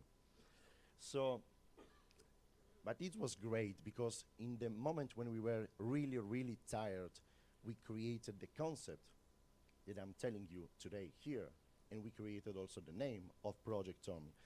And thanks to that, we have been selected by Merck to join the Innovation Center and to join the Accelerator program in 2016 here in Darmstadt. So it was a great satisfaction for us. It was the real beginning. So innovation, when we talk about innovation, innovation is something that can occur everywhere. But there are some places that make things happen. There are some places that connect meaningful ideas, that speed up the entire process, and that help emerge these ideas to become real projects. And the Merck Innovation Center for us was a place like that, and is today a place like that. During the 3 months here in Darmstadt, we worked a lot. We went through workshops, training sessions. We shared ideas with the other great startups of our cohort. We understood how to break down different problems into little problems and solve all the problems one step per time. But first of all, we completed the entire process as part of a big innovation family. Because I want to say something, and it's not just because I'm in front of Merck people here. I'm happy to say that because I'm in front of Merck people. We traveled a lot. We met different facilities in the world. We made also other accelerator processes, initiatives, etc. But what really made special the Merck Accelerator programs is that it's able to create meaningful relationships between people. And this is one of the most important things that an entrepreneur and anyone doing innovation can have, relationships with other people. So after the Accelerator program in Darmstadt, we understood how to make a startup work. Obviously, the basis for us still. But we came back to Italy, and we just sit down to decide what we want to do now, because we have not been a startup at that moment. We decided, okay, we want to really transform that idea into a project and transform that in a company. So yes, we decided to take the risk. We decided to take the risk of being innovative and put tons of work, day and night of work, and maybe being rejected or hopefully accepted. We decided to create a company that we called Software Studios, because we understood that Tommy was only the first glimpse into our creativity, and that we wanted to use virtual reality in many different sectors, creating an ecosystem of innovative applications to change the quality of life of patients. So we created Software Studios, and that was the starting period to collect feedback from people from the world around. We started to present our projects everywhere. We started to talk with people, and something that I would wish to everyone doing startups is that I wish you thousands of people ready to listen your project and ready to give you a feedback, because this is something, one of the most important things that can help grow the idea. So after creating the startup, we started to pitch our idea. And just a couple of days after that, the day, we started with big smiles. So we started to receive success, which is something definitely important, but something that is also risky if you think that every confirmation is an absolute confirmation. We received a lot of success. We received a lot of awards and prizes all around the world, but they have been an opportunity to refine our idea, because together with prizes and awards, we also received a lot of suggestions to grow, also a lot of critics. This is something definitely important. You need to take both to grow, and improving continuously our idea helped us to make a big leap. So we had the opportunity to go to the United States, because we have been selected by the Texas Medical Center which is a digital health-focused accelerator program in Houston, in the biggest medical center in the world. And there, we had the opportunity to talk with the FDA, with medical advisors, with a lot of specialists. So we had in front of us the opportunity to speak with everyone. And we wanted to take our startup on a new level. But at the beginning, when you start a startup, everything is important. You need to know everything. But when you want to do a leap and you want to put your startup on a new level, you definitely need to find your focus. You just you don't need to do anything. You don't need any kind of help. You need to understand what questions you have to ask to really grow up. So during the accelerator program in the US, what we learned is to ask the right question to the right people in the right moment. And it is definitely challenging. So okay, this is a very general description of what we did in 2 years with voice or less. We went through the Merck Accelerator program, we went through the Texas Medical Center Accelerator in the US, and also at Accelerate in Copenhagen. But first of all, we started to partner and collaborate with a lot of pediatric associations and foundations that are helping now to bring Tommy inside of the hospitals. We are presenting Tommy to several Italian hospitals and also in the US, in the Texas Medical Center, because our final goal, obviously, is from the idea, transform it into a project, and from the project, transform it into a product that is really useful to impact the life of patients. Among the different prizes, I want to say also that we are very happy that the last year, on November, we have been selected and nominated as the best digital health startup in Europe directly by the European Commission. That was a great satisfaction for us, but also a great responsibility, because we are not just presenting our project, we are presenting a technology. And we have the opportunity to tell everyone, hey, virtual reality is not just entertainment, it's not just playing a game, it's something that is able to change the life. So if you are winning something like that, you definitely are there to show an innovation wave that you are bringing with your creativity. So I started with users, and I want to end with users, because users are at the core of our technology. They are the best designers of our solution, and they are the people who best knows what they need to overcome their challenges. So before completing my speech, I say that all the work that we did until now, all the commitment, all the relationships that we built all together had the goal to arrive to this point, to provide a solution, to a real solution, to real users in real challenging conditions. We started our first pilot in Rome at the end of the last year. We just completed the first phase now on March, and we had the opportunity to see the result of our work used by children, able to give a smile to children that are really living in a very challenging condition. So this is Tommy. There is a lot of work to do. There is a lot, obviously, there is a lot of things to improve. But this is the beginning to have real impact on people's life using digital technologies. Thanks a lot. Thanks for the attention. And Well good done. luck to all the startups. Good job, man. Thank you so much. Have a seat. Have a seat. Excellent. Okay, guys, we have come to the end. I know we're running a little bit late, but I'm a man of my word. I have awards for you, and I want to find out who you voted as the public choice winner for today's competition.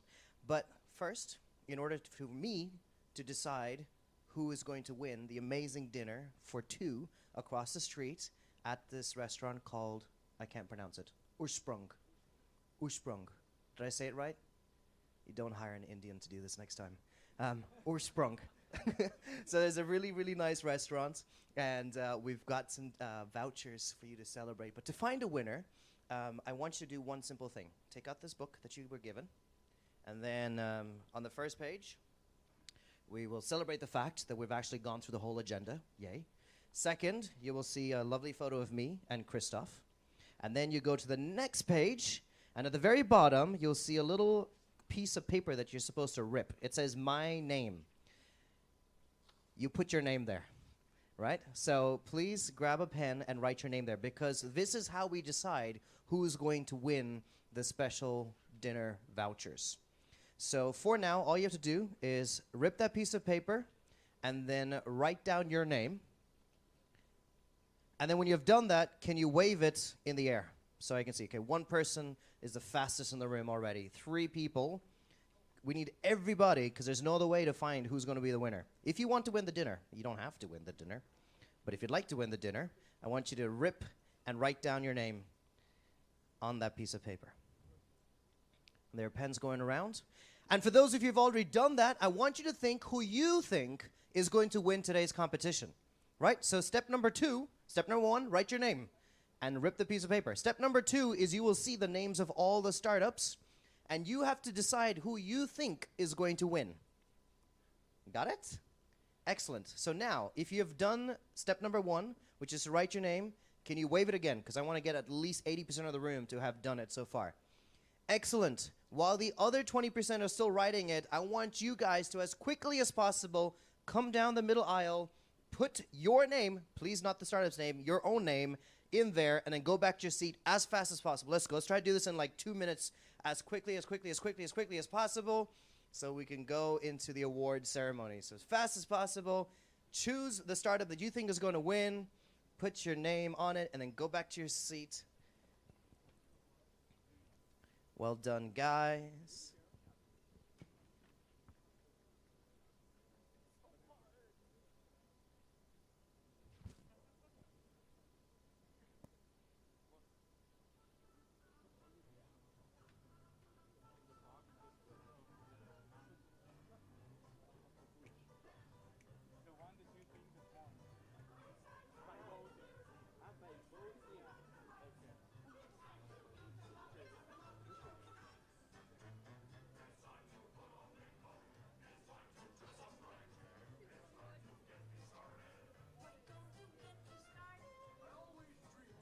All right, 60 seconds, as fast as possible. Which one was the last?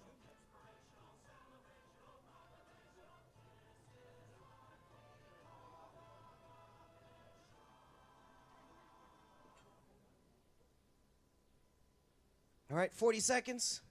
Come, and then grab a seat. The countdown. Should do a countdown. As fast as possible, put your top vote there, please. And then can the 10 startups please go stand along that line, so along that wall. So all 10 startups, can the founders, as quickly as possible, move along the line. Anyone else want to vote? Come on up, man, vote. Final chance to vote. All right, there always has to be one last. Anyone else want to vote? Everyone voted? I didn't say you couldn't put your name twice. You could have stolen the book from the person next to you. Aha, too late now. Okay, let's move this back against our wall. Excellent. And 10 founders over there. Guys, today is a great day, a lot of celebration, but we have one bad news. And I'm going to invite up that bad news. Please put your hands together for Hong. Come on, Hong. You're confused why I'm calling him bad news. You're like, should I clap because he said he was bad news? Hong is a wonderful man. He's a manager of this Merck Accelerator. He's one of the first people that got me on board. He's been a huge part of everybody's lives here. But he is moving, not out of Merck, thankfully, but maybe you can tell them where you're going and who you're taking with you. Sure. So some of you maybe participated on the startup day last year. And last year we had the great news from Munya that we will open up a China Accelerator program in Shanghai. Ever since, I was supporting the setup with the China Hub team, and I'm happy to announce that we actually launched the program next week on the 18th. We have 6 great startups from China as well as the APAC region. And on top of that, we will, for the first time, bring 3 startups from the headquarter program to China. And these 3 startups will be Mevia, iSensor, and Peer Diagnostics. So these guys will come.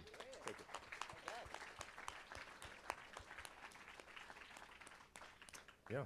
But why is this bad news, Hong? Who's going with them? I will join. I will join these guys for the next 6 months as well.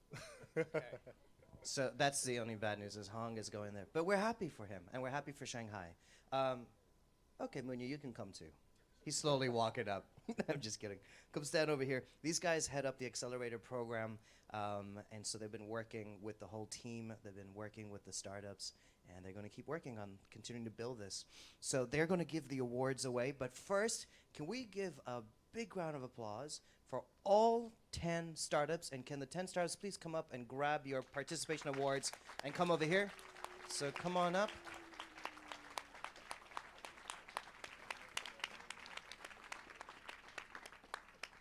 Can I get 5 startups to go in that direction and stand in front of that M? And can I get the other 5 to stand over here? Come as fast as possible. Participation awards. Love that. We're all winners, but some more. Okay, so keep going in that direction. So grab a participation award. We'll get 5 over here, 5 on the other side. Excellent. Lovely. Keep going in that direction. Move more in that direction, please, because we need to bring those letter boxes back up again. So this morning, there was a group, there was an internal panel, some from Merck, some who are investors, some who are science experts, who made a decision to award one of these startups a chance to fly and be part of the RISE conference, which is happening in Hong Kong this year. And we are about to reveal the winner of these 2 tickets. So let's do that thing with our feet again. Let's build a little bit of suspense. In 3, 2, 1, let's do a reveal. It's Micro X Labs. Amazing. Bringing the dab back. Let's get that photo. And smile, please. Keep smiling at the camera in 3, 2, 1. That's the face that's going to Hong Kong. All right. Excellent. And you can go back in that direction. Excellent stuff. We have, from that morning group, there was a group of people in there. We're going to award one of those people, just like I have promised you guys, but the guys from the morning, we're going to give them also 2 tickets. 2 vouchers for dinner. So, Munya, you grab the vouchers, and Hong, why don't you pick one up from there? Hopefully they're in this room. If not, I'm going. L'ami François. L'ami François. I'm going for dinner. Awesome. Okay, we'll give it to them. So, excellent. Thank you so much.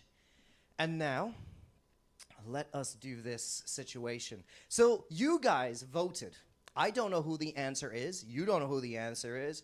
I think there's only 1 or 2 people in the room who know the answer is. So what we're going to do is we're going to bring that letterbox again, but swivel it around. Because behind this, just to add suspense, we've got some balloons. Now, I want you to grab a pin.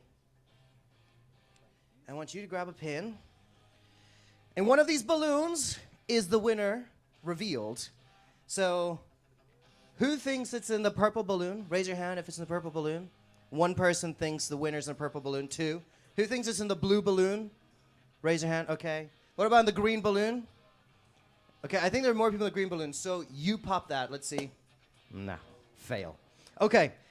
Who thinks it's in the purple balloon? Raise your hand.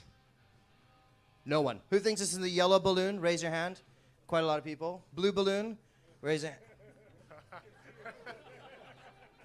How did you know? Okay. No. Okay. Let's pop the blue balloon.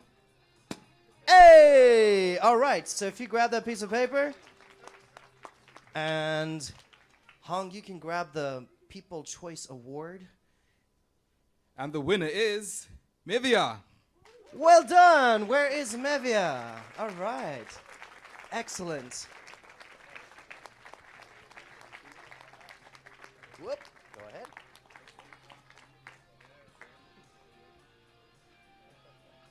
And smile at the cameras.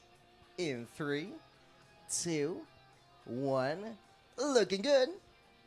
Excellent. And now, you guys can go back to your spot. Thank you. Eye of the Tiger. Good song. Can we turn this around? Because now that means we finally get to pick one of you in the room as the winner. So, for those of you who voted for Mevia, it's going to be one of you guys. For the rest of you, you can show me your disappointed face. You should have picked correctly, guys. Okay, so who is picking? So we've got vouchers that Hong is going to hand over, and then Munya, you put your hand in there, and then find a winner. And let's see who we got for dinner for 2. So it's one of you, and you can pick whoever you... Did you pick yourself? No. Okay. All right. But the winner, and I have to commend her for this, is Patricia from Dicronis. Okay, there we go.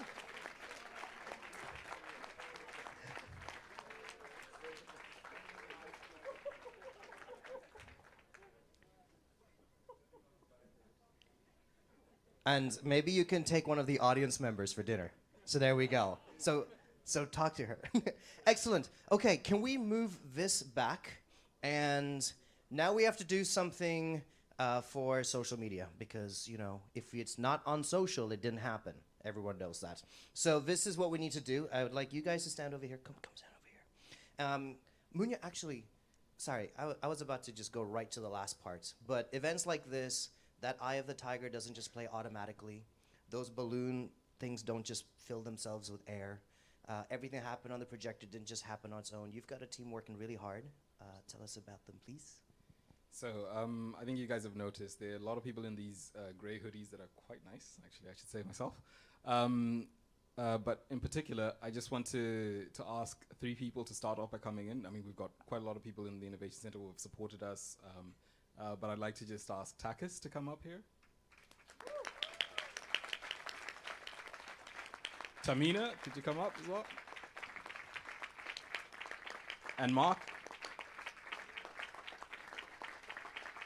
So these guys are interns at the Innovation Center. Well, Takis is a full-time employee at Merck, but he started off as an intern and actually did this moonlighting, basically. So setting up this was Takis working 2 jobs at the same time, and we have to really sort of appreciate the kind of effort and detail he took into planning this. This is amazing work, and we're all really grateful for this. And I think one round of applause for Takis and team.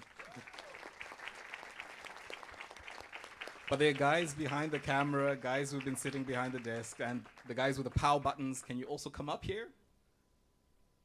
Yannick, Yanis, Eve. Also part of the team. So ladies and gentlemen, the Accelerator team who put this together and have done quite an amazing job. Thank you very much, guys. And thank you to the guys from Marcom, to the guys from the Innovation Center who are here, and to the guys in the silver room at the back here that you're not going to see. I hope you guys come out at some point. And so before we go, I'm going to ask you to applaud one more time, but only if we get this picture perfect, right? So you can clap if it looks good. So first, can all the startups come really close? Can you guys come really close? And can we get one of those beautiful M's to just appear in front of us? Can we get that Merck logo to just show up in front? And can everyone get really, really, really close? Really close. Aha, the M appears. Good thinking, guys. Well done. You can go on the other side if you want, or this side. Okay, so let's all get really close. You know how it works. If you can't see the camera can't see you. So we are going to, I'm going to say nothing. But on the count of 3, I'm going to say 1, 2, 3. I want you to say Startup Day, because day is just like the widest smile you can get. Don't say Merck, because that's duck face, and that's 2017. Okay, so say Startup Day. And if we say it loud enough, will you just clap, and then we just call that a night? Sound good? All right. So 1, 2, 3, Startup Day! Was that photo okay? You guys happy with the photos? Guys, thank you so much. There is still lots of conversation to be had. There is food. There's that alcohol-free beer I talked about, so you can all drive home after this. But thank you for coming. We hope we'll see you at the next Startup Day that comes in. If you want to get to know more, talk to the guys in the gray hoodies, QR code, and we'll see you all. Thank you so much. Good night. All right.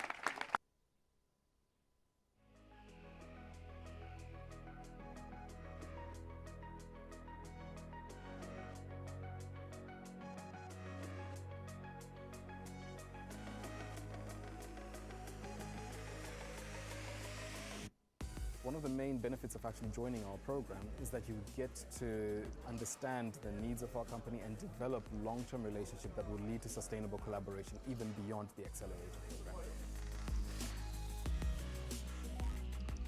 Even for our own products we designed at the makerspace, we could get the materials for free. So it was like material support and knowledge plus the right equipment. The best thing was the opportunity to launch a lot of new projects together with the company, with the Innovation Center. There is a very structured innovation process here, and you understand quickly where you fit in. My favorite part of the Accelerator program was the amazing training we got. We had training around how to manage the finances, how to talk to customers, human resources training. We had training around intellectual property. So it was really good in preparing us for building a really big business. We have a lot of experience in the business, which they can benefit from. So we have knowledge in the background because we have been operating for 350 years, and we can help them really to scale up their business.